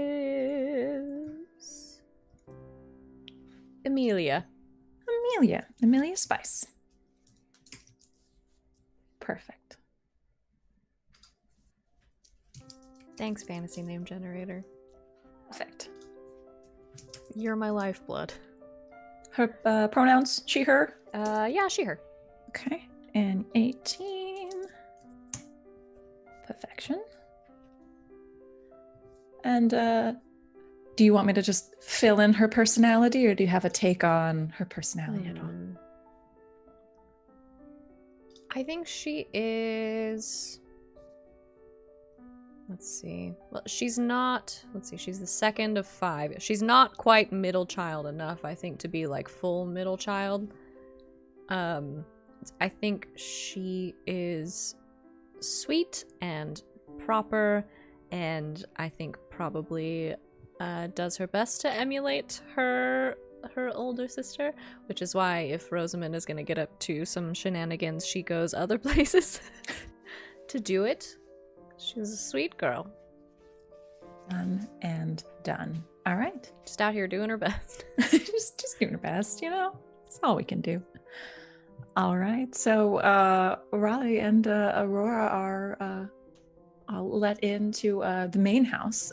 You've been to the garden area, but come through the main manor doors, are greeted by livery and servants, are brought into the salon, I would assume, for brunch. There are several people out and about, and you definitely recognize Ms. Amelia, Miss Spice, sort of nonchalantly following her sister around a bit like a puppy, sort of emulating everything that she does. Okay, that's what. Oh, that's what I'm supposed to do. Okay. Good morning, Countess. Mr. Addison, Miss Keating, a pleasure to see you both, as always. You remember my sister, Amelia? Yes, Amelia. It's a pleasure to see you. Lovely to see you all again, Mr. Addison. Miss Keating. Pleasure. So, shall we? Gesturing towards whatever table they have set up, or... I think we shall. I'd had the staff set up brunch in here, and then I thought perhaps drinks out on the terrace. Does that suit you? If there's drinking involved, it suits me quite well. That sounds absolutely lovely. Thank you, Your Honor, for the invitation. Of course. Right this way. Yes, thank you, Amelia. And 2 people in this scene. All right. Yeah. Oops. It's fine. I think Raleigh, and a gesture since Amelia's young and hasn't been out for very long, I think extends a hand to walk her towards the table, to be gentlemanly. You are too kind, Mr. Addison. Oh, please, it is your home. I'm only offering the small courtesy that I can do at this point, and leads her towards the table and sits down. Amelia looks over to Rosamond for like approval. Like, it's okay. It's just like this, just the slightest of nods. It's like mostly eyebrows. Okay. And Raleigh will also, after helping Amelia, said, "Well, let pull out a chair for the Countess as well.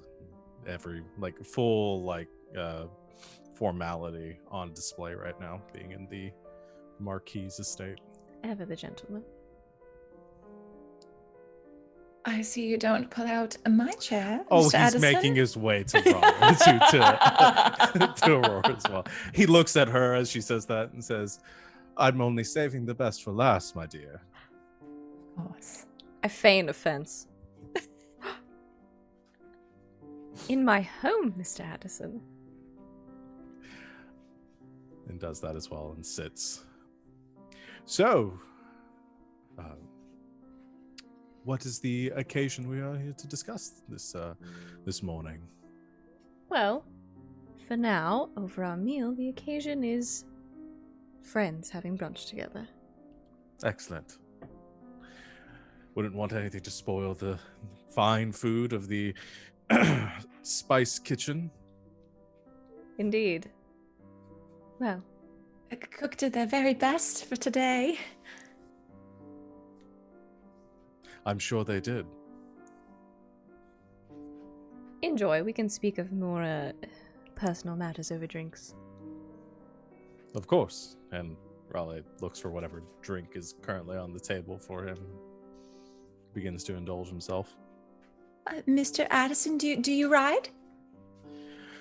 Oh, such strain doesn't agree with my back, I'm afraid. I tend to avoid it when all possible. I much prefer the shade. Oh, of course. Oh, and she seems a little despondent. She tried to bring up a topic of conversation, it just didn't work. Amelia and myself do both love a turnabout the garden, though. The shade trees are quite lovely. Yes, Sir Rosamond is quite an accomplished rider. If it's gardens you enjoy, I assume you haven't had the occasion of touring those at the Battenmore estate, have you? No, I've only been to a few society parties, usually with Rosamond present.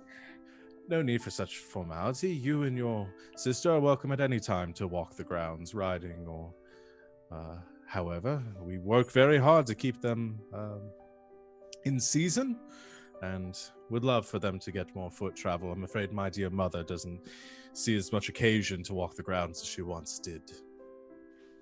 Do be careful around the hedge maze, though, my dear. It's been known to turn some people around.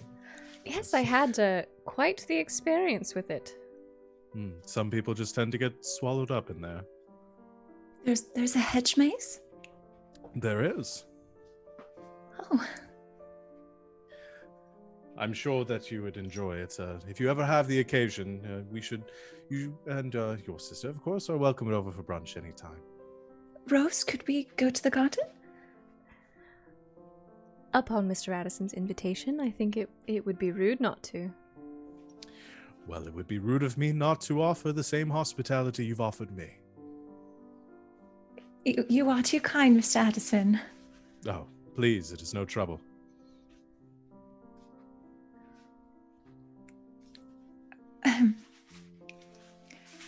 Aurora is just sort of looking back and forth at the table, like eating. Just that sort of this little smile on her face. I think Raleigh at some point just looks over and gives her a wink as he is in full etiquette at this point, which is not something he does very often. Mm-hmm. But understands that she's basically a child and does not want to be too out there. Risque. He's a hedonist. He's not a creep. Fair. Not unless you ask.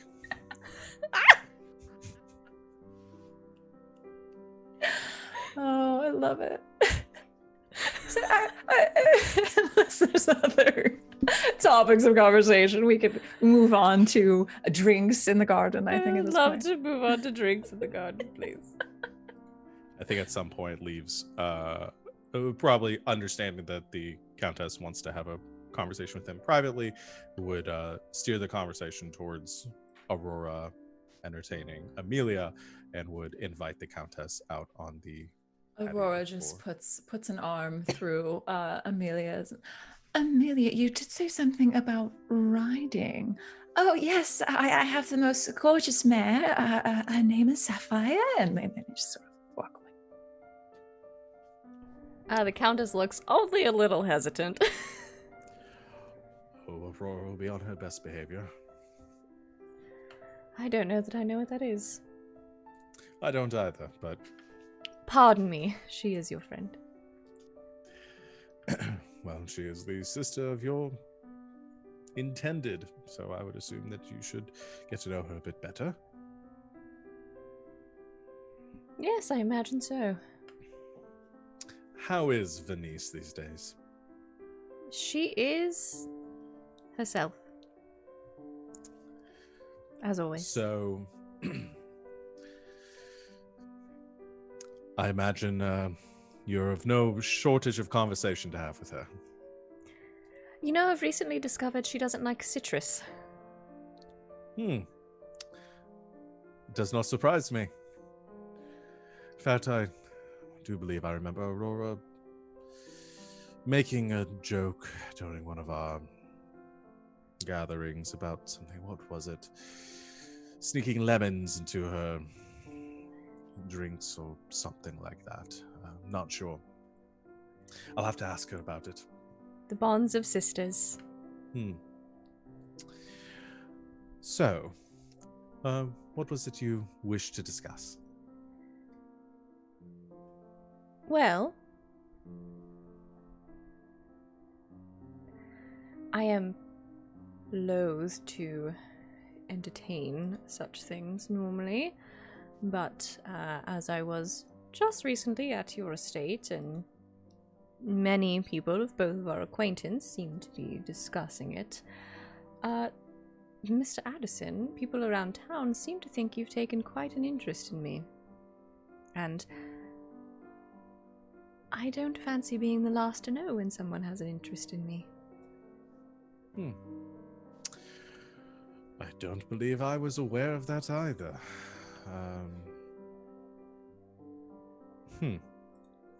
It's funny how these things get started. I don't tend to pay much credit to rumors as it is.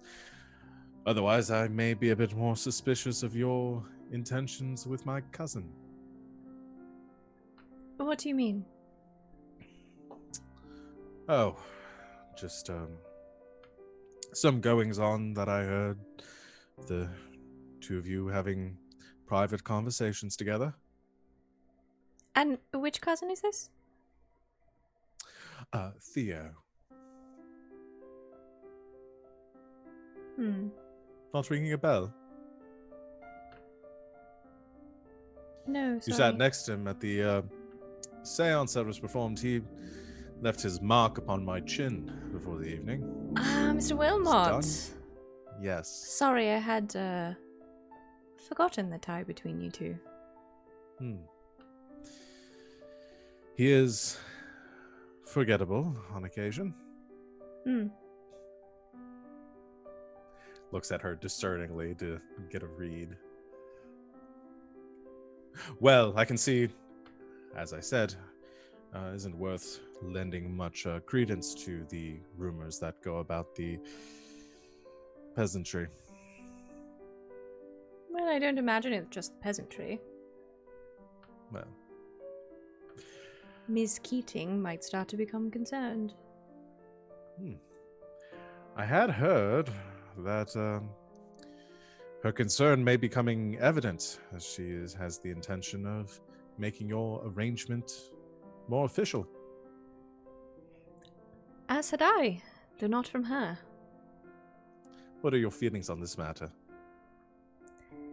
Excitement? Miss Keating would be most suitable for the role. I'm sure she would. Fine pedigree there. sure you'd get some quiet amongst the home. I imagine there are people more interesting for the part. Plenty, I'm sure. Well, on the subject of this rumor you broach with my intentions, as honored as I am to have them cast my way, any attention towards me is attention I do enjoy. I had no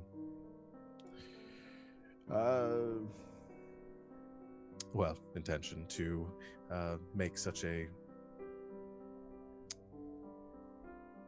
move on the Countess.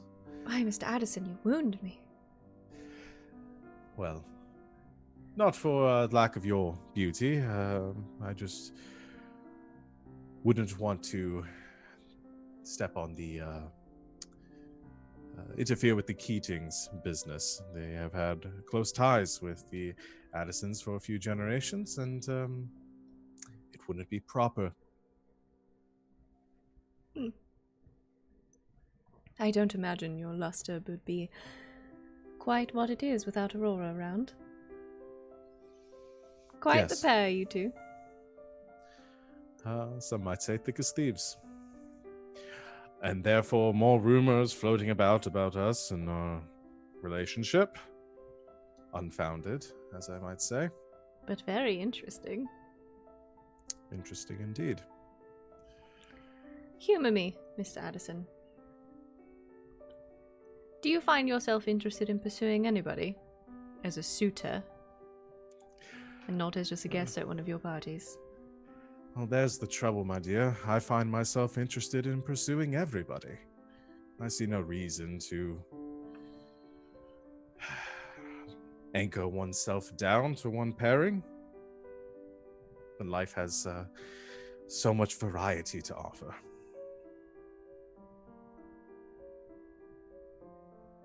Well,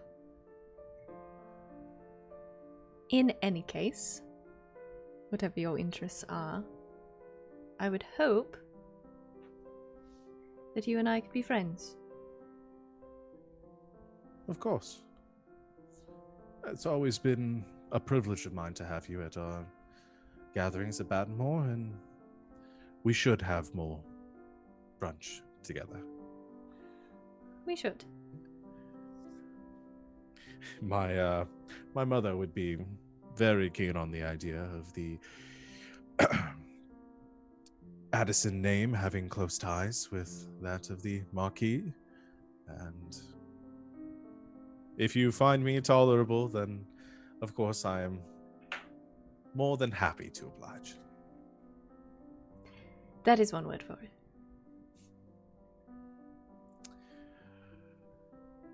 But I would give some warning to these rumors. My cousin, Mr. Wilmot, is is new to societal games and the machinations of his betters. Such rumors may get to his head, and you may find yourself in the awkward position of dealing with real gestures and offers being made by him towards you. Whatever do you mean, Mr. Addison? Speak plainly. My cousin is, how to put this delicately, well, he's naive to the inner workings of our society, and I would hate to see him be led on by these rumors. I have only his best interests at heart. Do you? I'm sure yes, and those of yours as well. I'm sure the Marquis would be furious to think that someone of such low standing making advancements towards his daughter. the Marquis also knows that everyone within a 50 square mile radius wants to make advances towards his daughter. If I may Yes, but cut as in a- for a moment, Mhm. I would like to play a monologue token. Okay.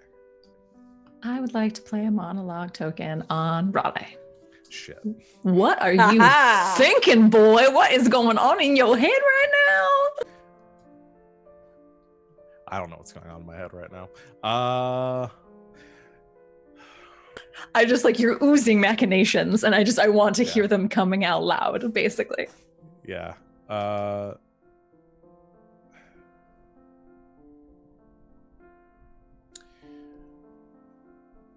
The Countess is quick to deny involvement with dear Theo.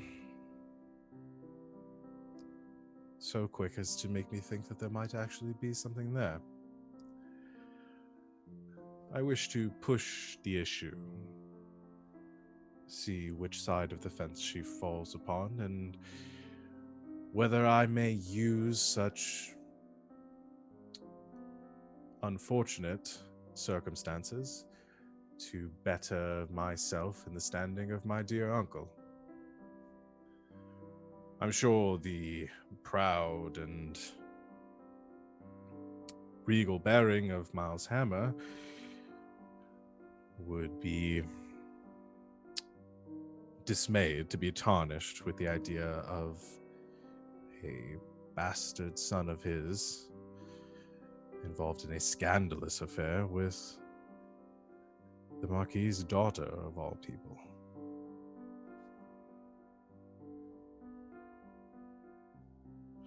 Let's see.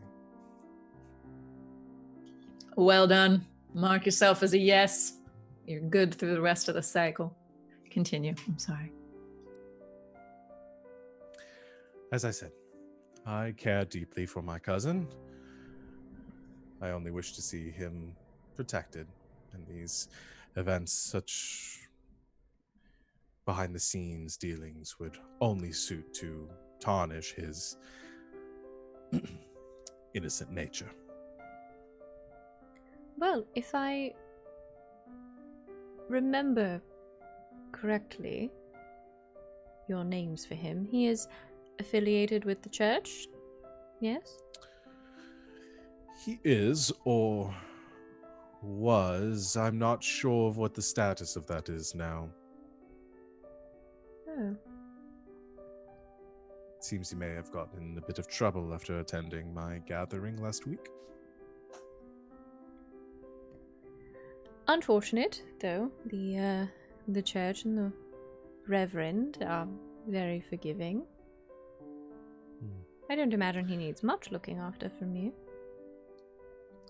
I'm sure, though I've never found the clergy to be quite forgiving of anything.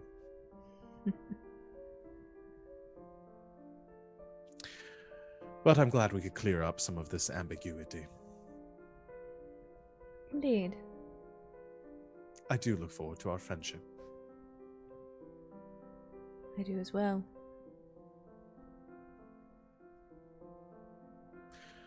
Perhaps we should see what Aurora is up to with your sister. I haven't heard much from them, and that can only concern me. You actually look further out, and it seems that they have taken a stroll toward the stables. I imagine they'll go Could be. riding. Amelia does so love the horses. I've made her a horse girl. I'm throwing that out there. It's literally now in her description. She's a horse girl. It's fine. Very good. Well, I don't wish to keep you should you wish to go riding with them, but as I said, it doesn't really agree with me.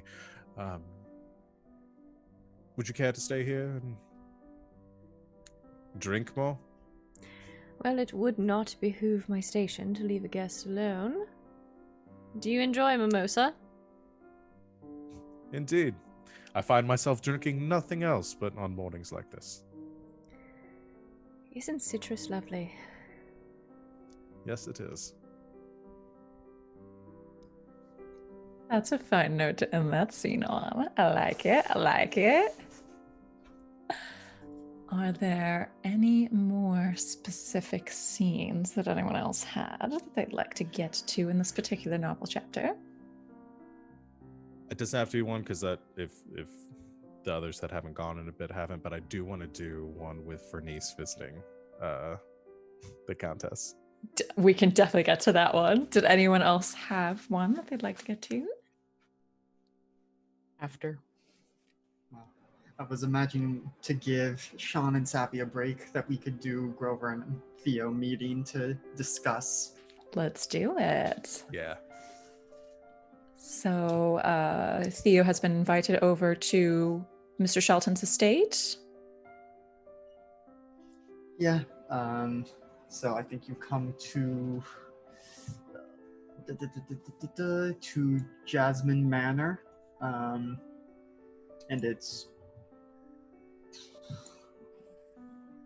I think it's relatively understaffed, certainly compared to the Countess's or even the Addison's estate, but it is still an estate.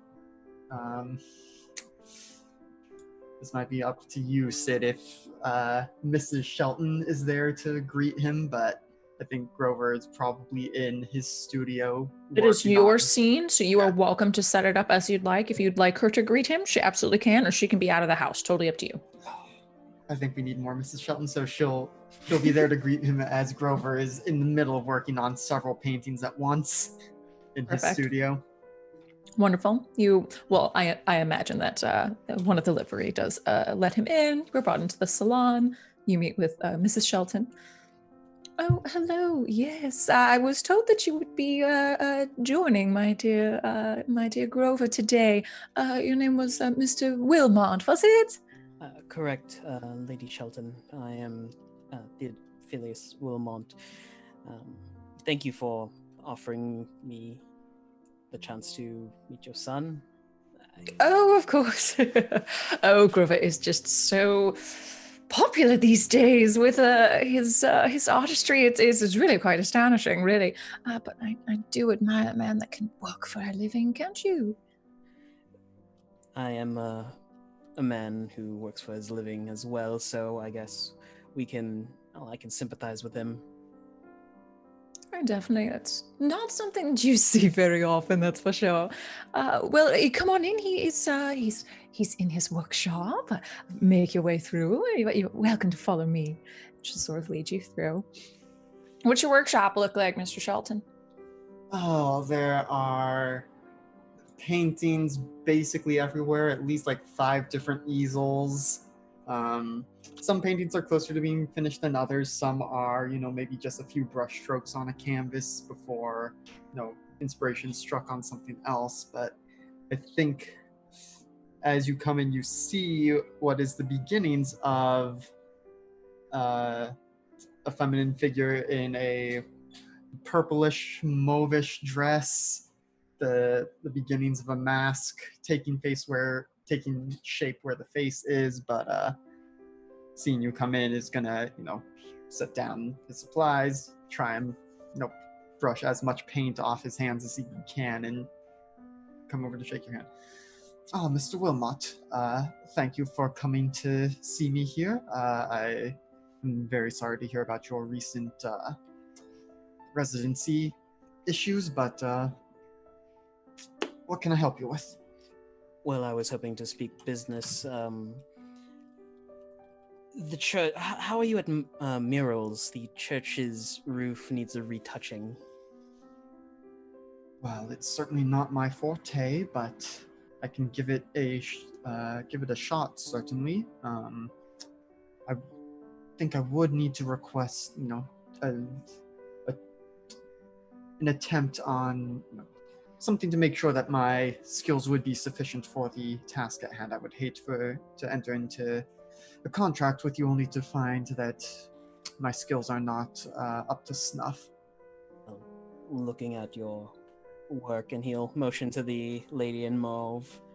I think you're more than satisfactory. Well, yes, when it's on canvas,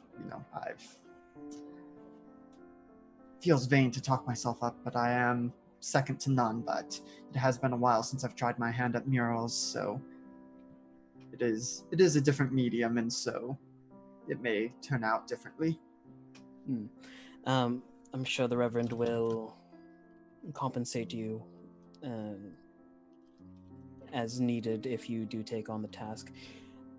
I do have a special request, as it were. Yes, you had mentioned that at when we last spoke to each other, or first spoke to each other, as it were. I've heard that you have been painting my cousin and his compatriots ever so often. Yes, and I think you might see in the corner that painting of that was Raleigh and Aurora and the togas with the grapes in the middle, and it's most of the way, if not already completed. The request is, well, it's a bit of a jab on him, really. A painting of Raleigh himself, post-coitus, in bed with himself. So, you could think of it as me telling him to go fuck himself. Yes.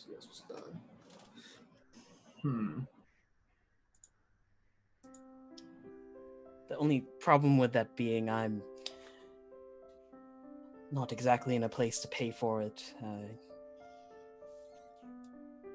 Yes, that is a concern, as is. Are you intending to keep this painting to yourself, or who is it meant for? No. Send it to my cousin. I've had enough of his face as of late. And should he know it comes from your directive? I think he'd rather enjoy that, actually. I do believe I can make this work. I will have to put their painting on hold and put that one on hold. And well, of course, this is up to your discretion if you wish to take the work on or not.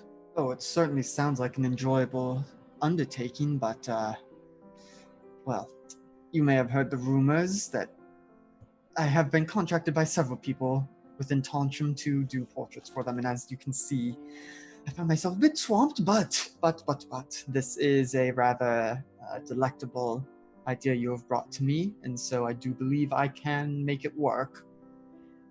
Would you be up for myself paying in installments then? Yes, I do believe we can work that out to a satisfactory arrangement. It's not much, but he'll, pull out a bottle of wine. Shall we drink to it then? I do believe this is a manner of making agreements that I can grow accustomed to.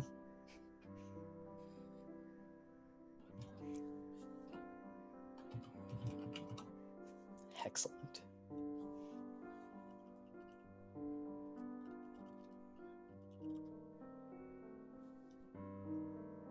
Bargain struck. Mm-hmm. The arrangement made. Excellent. The contract has been signed. If I may say this, Mr. Shelton may be your true magnum opus. I am so here for it. We did want at least one more particular scene. If you're an artist out there and you would like us to commission a work from you, I myself will pay for this portrait of Raleigh fucking himself. No, just having finished fucking himself. Now, important question, is Raleigh the cuddling type? With himself? With himself? Oh, definitely with himself. Yeah. If you would like to make a portrait of Raleigh cuddling himself post-coitus, please tweet us. Give him a few cry stains. Burn! Oh my god. Now, this is good society. The very wholesome. Very Jane Austen theme. Appropriate game. It's fucking amazing. Oh, well done. So, Anybody else coming over to my house? Because there were like 7 of those. yes.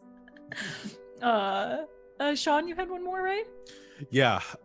So I think as the rumor circulates of Vernice making her move, I think she does. Anybody but Vernice? Nope, Vernice is on Oh, her I've got way. one, but I'm saving it the best Yeah. for last. This scene goes Yeah. first, and then there are more. Don't I've worry. got one, but it's gonna probably be later that night. Oh god. Yeah.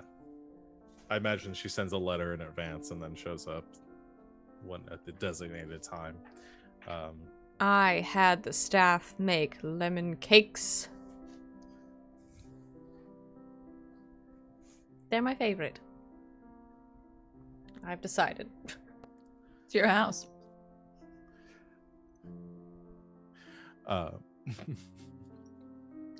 Ms. Keating is ushered in. Mhm. As she sees this spice, she walks up and extends a hand to take the one that I assume that she offers, kisses your fingers and says, "It is a pleasure to see you as always, Countess Spice." And you as well, Miss Keating. She looks over the lemon cakes that have been prepared. She says, "Oh, I see that you have provided food for our meeting here. I appreciate the gesture." Yes, well the staff knows my favorites, so they tend to make them for me from time to time. Yes. Lemon cake. Well, I'm sure they are as sweet as you are.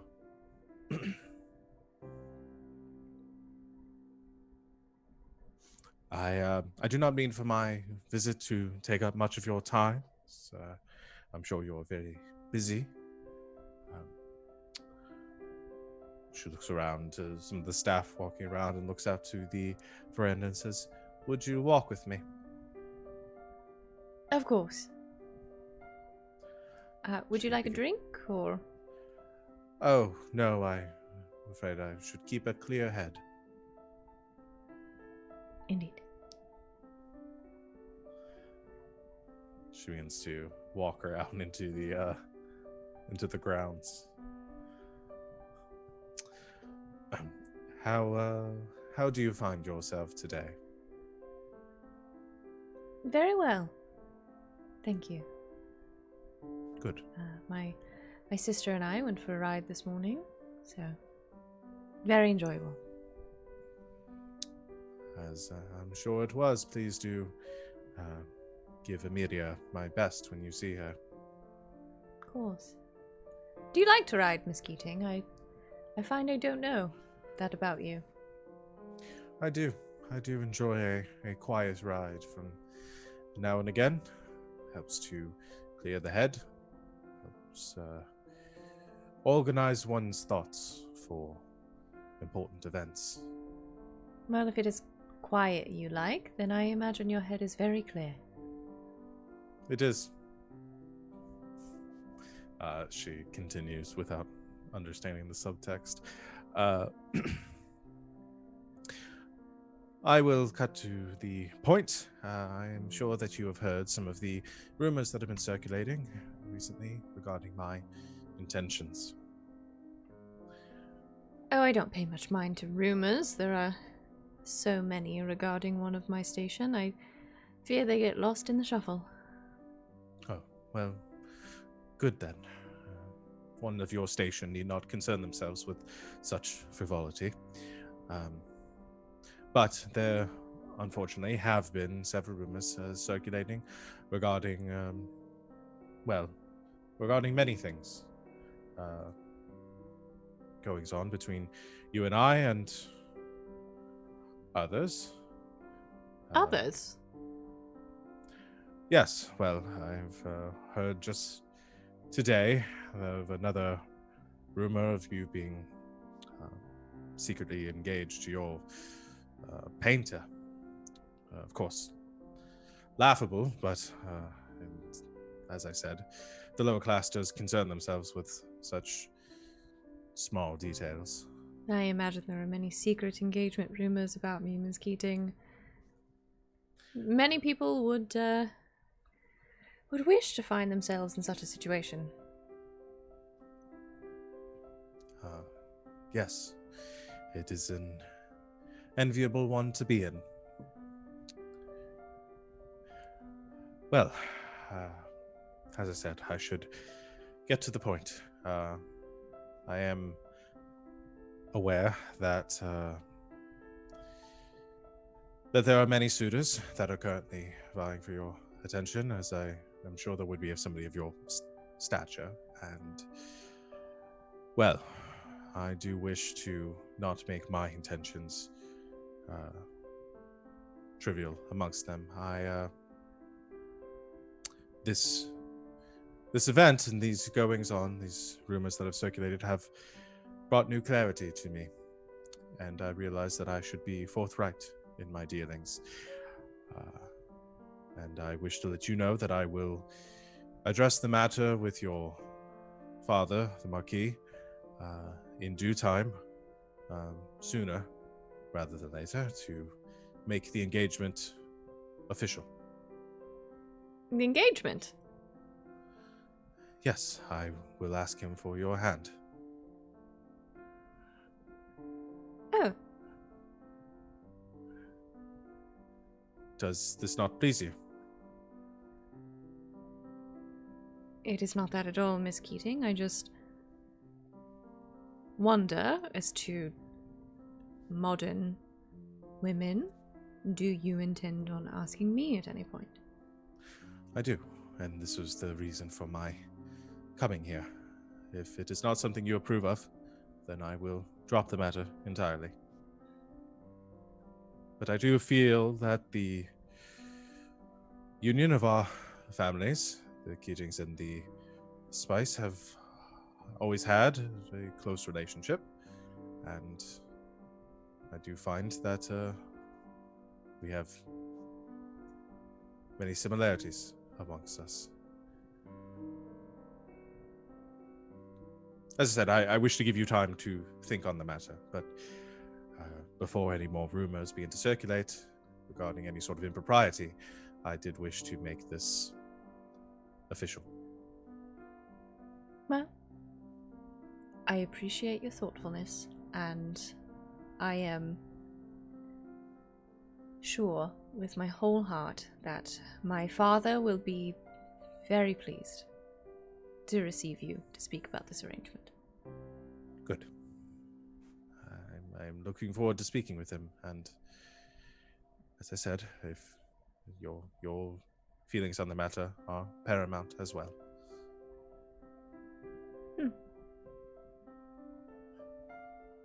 So you kind of like circle back around and come back towards the estate.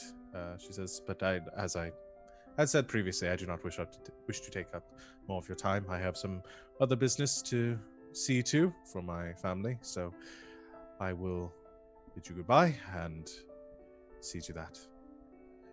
Yes, I would never wish to encroach on your business. Yes, and I do appreciate that about you. And she sort of makes an awkward sort of farewell bow and turns very rigidly on her heel and leaves.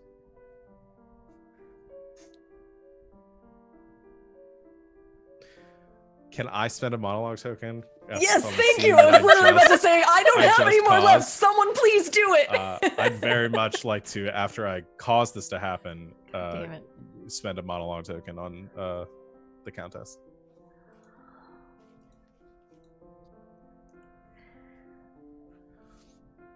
Oh no.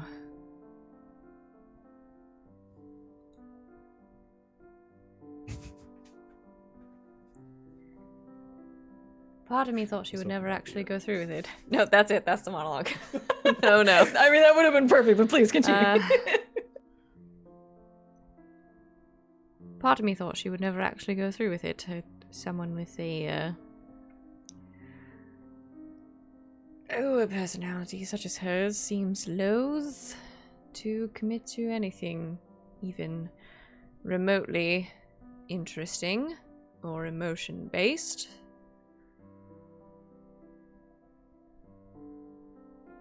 I am really going to have to speed up a couple of other timelines. But things are going well on a couple of other fronts. And worst case scenario, she's not wrong that there are other suitors in the wings.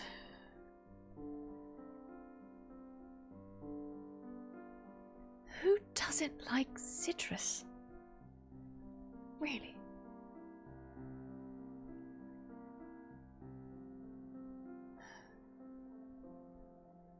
I'm going to have to sort out this business between Raleigh and Theo.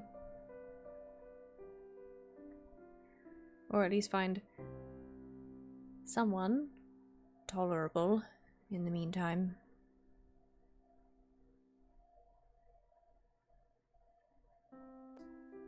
Well done, well done.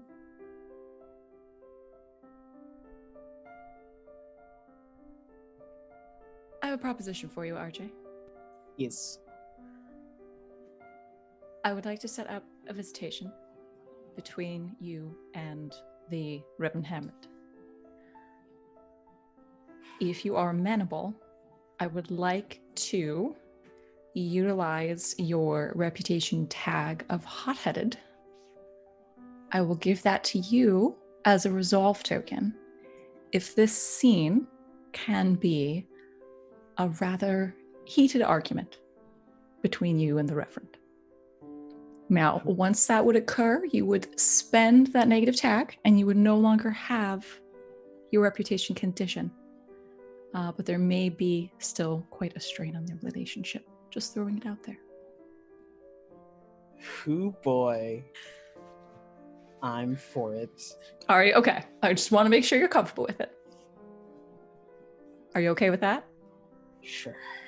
Okay. So you may remove your hot-headed tag. You may remove your reputation condition. You may take a resolve token. And now we must RP argue. So. No? Everyone prepare. Sorry, I don't want to catch anyone unawares this time. Let's say that the Reverend makes his way toward the Hammer Estate while you are gardening. Theo? Reverend?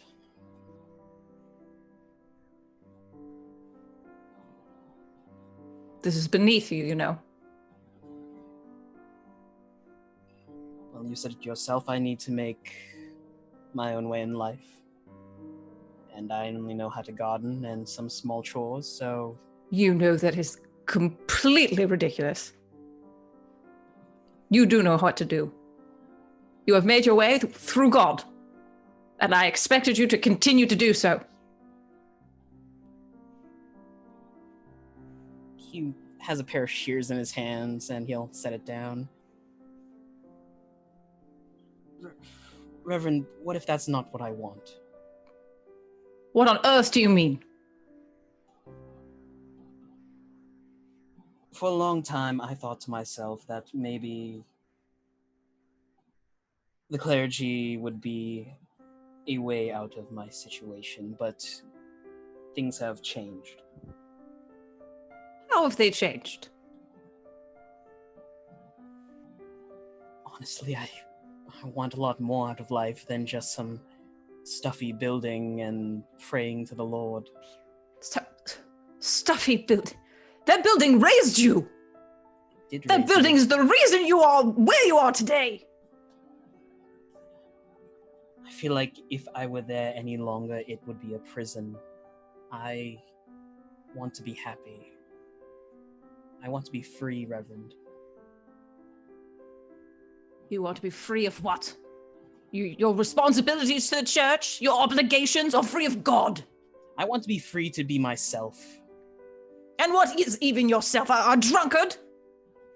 A vulgar drunkard? Is that what you want to be? I'm still figuring that out. Well, while you figure it out, you do nothing but sully your own name. I have been trying to play their game. I have been trying my best to make sure my father has been happy with my performance. The only important father is the one that made you, the one that looks over you. Your earthly father cast you aside. It's true he casted me aside, but without him, I can't get what I want. And I'm tired of playing the doormat, tired of killing myself to abide by convention. Then tell me, what is your plan? What are you going to do? Garden for the rest of your life? Well, hopefully not.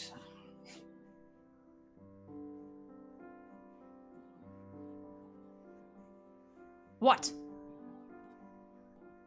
Tell me, if you will cast everything else aside, tell me, what is your plan, Theo? Like I said, I just want to be happy. And I don't think I can do that through the Lord's work. Then what do you plan to do, boy? Get married. To whom? I can't say right now, lest I taint her honor.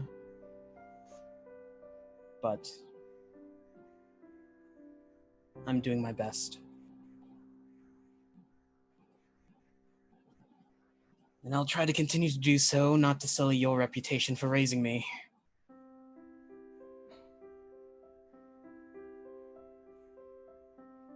I appreciate all you've done for me, Reverend.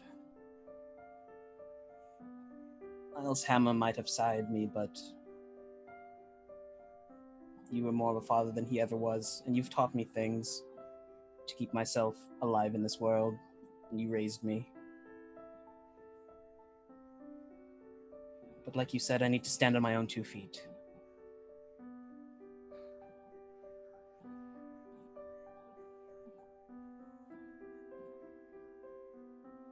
Very out of character. He will grab you by the shoulders and embrace you.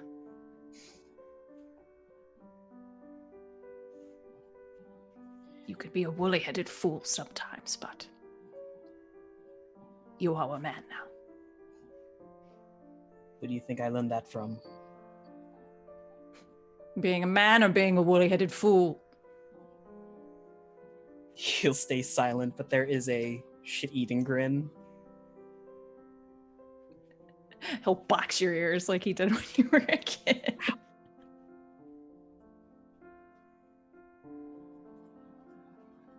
Whoever this young lady is,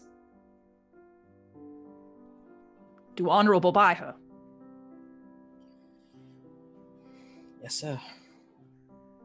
That means improving your place in society.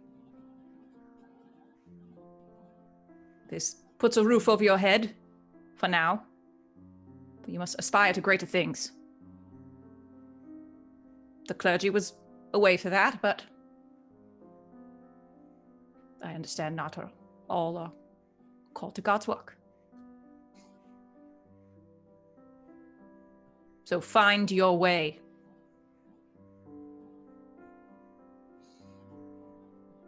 Because if you don't, I'll still be here to box your ears for you.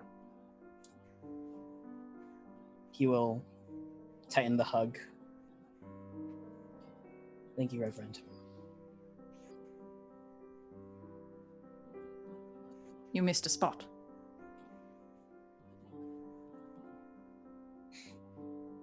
He will let go and pick up the shears. If you do ever need another gardener, though, I do have free time whenever the head gardener doesn't need me. And I do miss the kids. In due time. Though Mr. William is 87 years old. He's getting on a little bit. Mm-hmm. Might require some help. I don't think he can lift anything heavier than, well, that wheelbarrow, but, you know. Consider this a probationary period. Well, back to your work. And I will see you on Sunday. Sir. He will walk away. You don't have your negative condition anymore. But boy, howdy, am I going to try and work for one. I love it. We're coming down to the wire, so were there any others? Just a small scene. Yeah, go for it. It is the middle of the night, and Theo makes his way over to the, Adderwood Estate. The cover of night, backwoods. But that's where I live. Yeah. He will pick up a few pebbles and toss them out a window. And, Can I spend a resolve token to give him a boombox? I wish. I want to say it's the wrong window, and Amelia pops her head out. Oh no. And I want to spend a resolve token. To say Okay. that she knows what's going on between Theo and Rosamund. Okay, so you try to knock on her window, but you realize too late that it's the wrong window. Yeah. Okay. We can play this out. So you attempt to get to that window, and you see Amelia's face sort of pop out of it. Mr. Wilmot, what are you doing here? Amy, sorry, wrong room. Are you? She's 2 windows down. Thank you. She'll close up her curtains. Amelia, you no snitch. Pebbles at Rosamund's window. She opens it after a moment. Theo. What are you doing? Well, I came to see you. In the middle of the night. Well, there are rumors going around that there's some strange man walking about, so this isn't really that strange. Give me a moment. You'll probably, walk to the back near a servant's entrance. Dress reasonably. And come down. Sneak, sneak, sneak.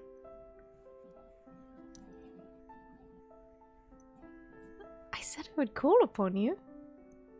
Well, I've had some conversations with some people. Oh? And what you said the other day about finding little joys in life got me thinking.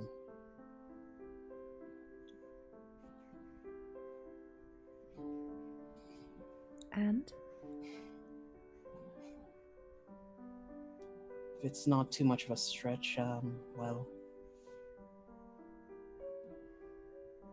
I'm gonna try harder to make myself a man that you'd want to wed. Both in station and yada yada. I said I would bring flowers, but the Hammer Estate kind of doesn't have that. It's all topiary. Is it topiary? The bush. Yeah, thing. topiary. Yeah, you got it. Topiary. I could bring you a giraffe head next time. That won't be necessary, Mr. Wilmot. Your presence is enough.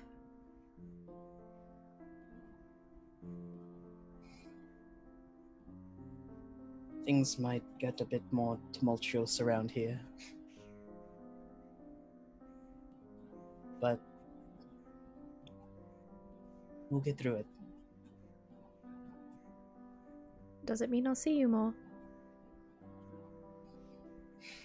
Aside from parties and such, call on me whenever you wish. Then I'll weather the storm. He'll offer his hand to her,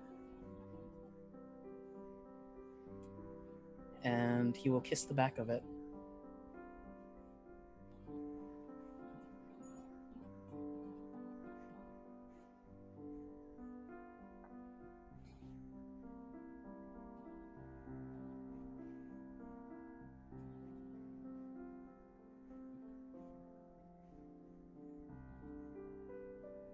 I find myself in a difficult situation.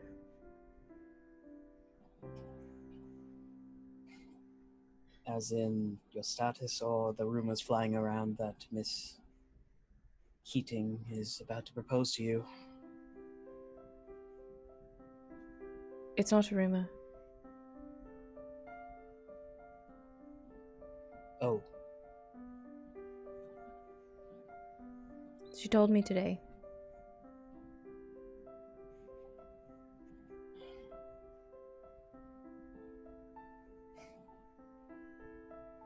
I think I'm going to have to work extra hard to move this timetable up then.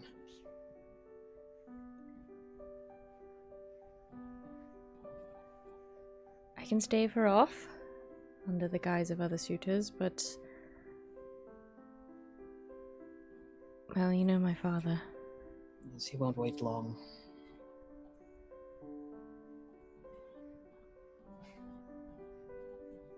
I'm not all that smart, but I'll think of something. I have all the faith in you. And I want to help, Theo.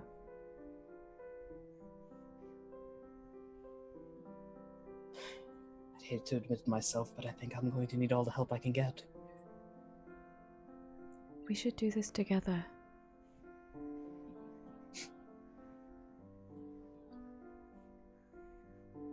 We could always elope. Imagine the scandal. Oh, the town would eat it right up. You know I cannot leave my sisters. I know. I've got a lot to think about.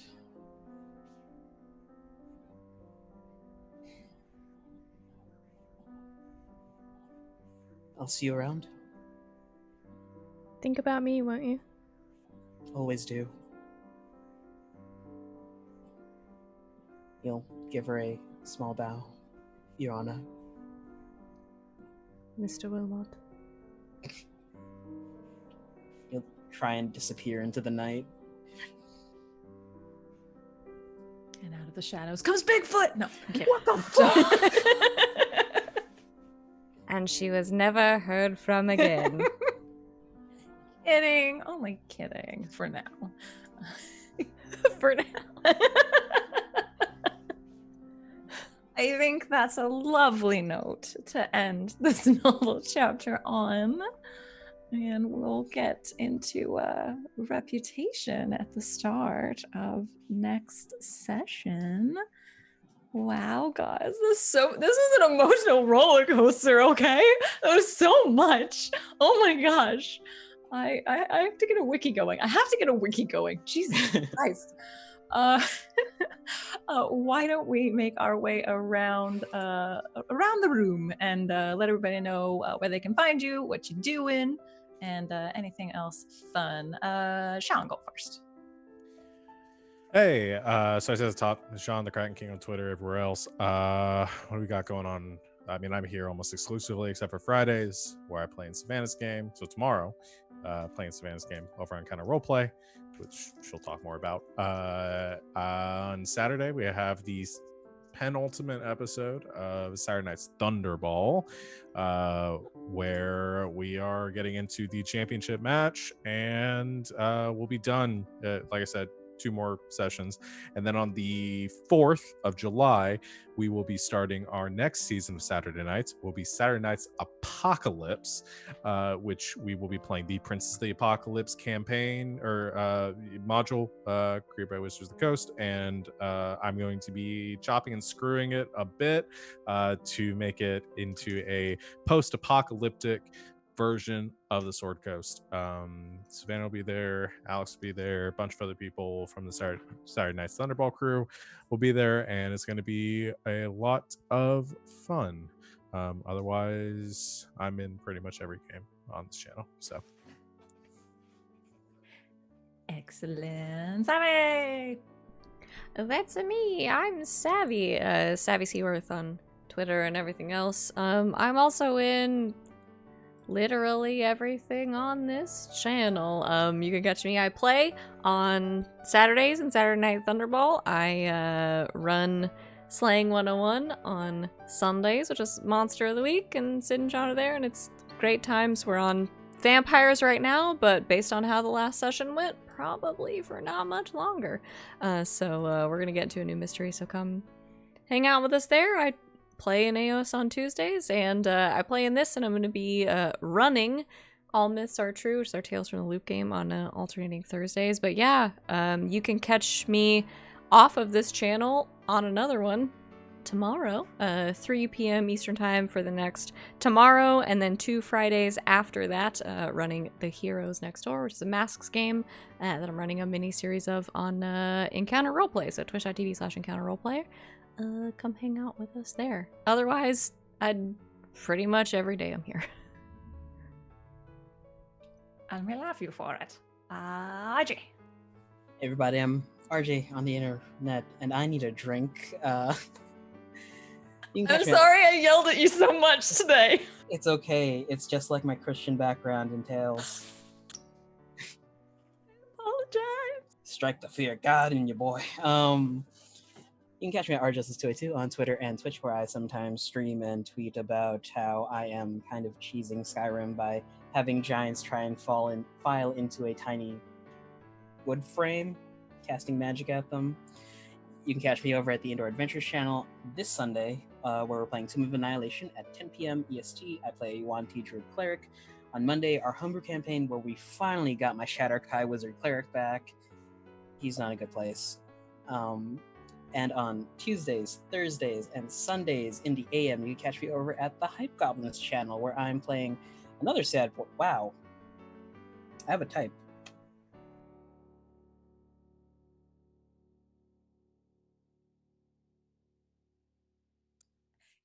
RJ, come back. And here we see Ajay in his natural In his habitat. natural habitat. The sad boy. It's literally- okay, RJ's literally leaving. Okay, we love you, RJ. We and, broke him. We and broke he him, committed Jay. to the bit. That's what's And important. yes, he did. So with that, we will commit to the bit also. Alex. Yeah, I'm Alex OMG. It's some guy. I'm here on Ggameknights every game except the Sunday game. That's it for now. Yeah. And I've been your facilitator. I'm Christina Sid at Greek Sid on the Twitters. I'm the Game Nights exclusive right now. I'm here every other Thursday with this lovely thirstiness, and I am on Sundays over for Slaying 101. There's an RJ. Slaying 101. Yeah, there's vampires, there's drama, there's lots of stuff going The on. thirstiness. Well, yeah, we might get into some thirstiness too. I don't know. We'll see what happens. Yeah, so come check that. Yes, LB, sex. Hi, LB. Well, with that, thank you all so much for hanging out. Have a wonderful evening and the rest of your week. And as always, a good game and good night, Internet. Bye.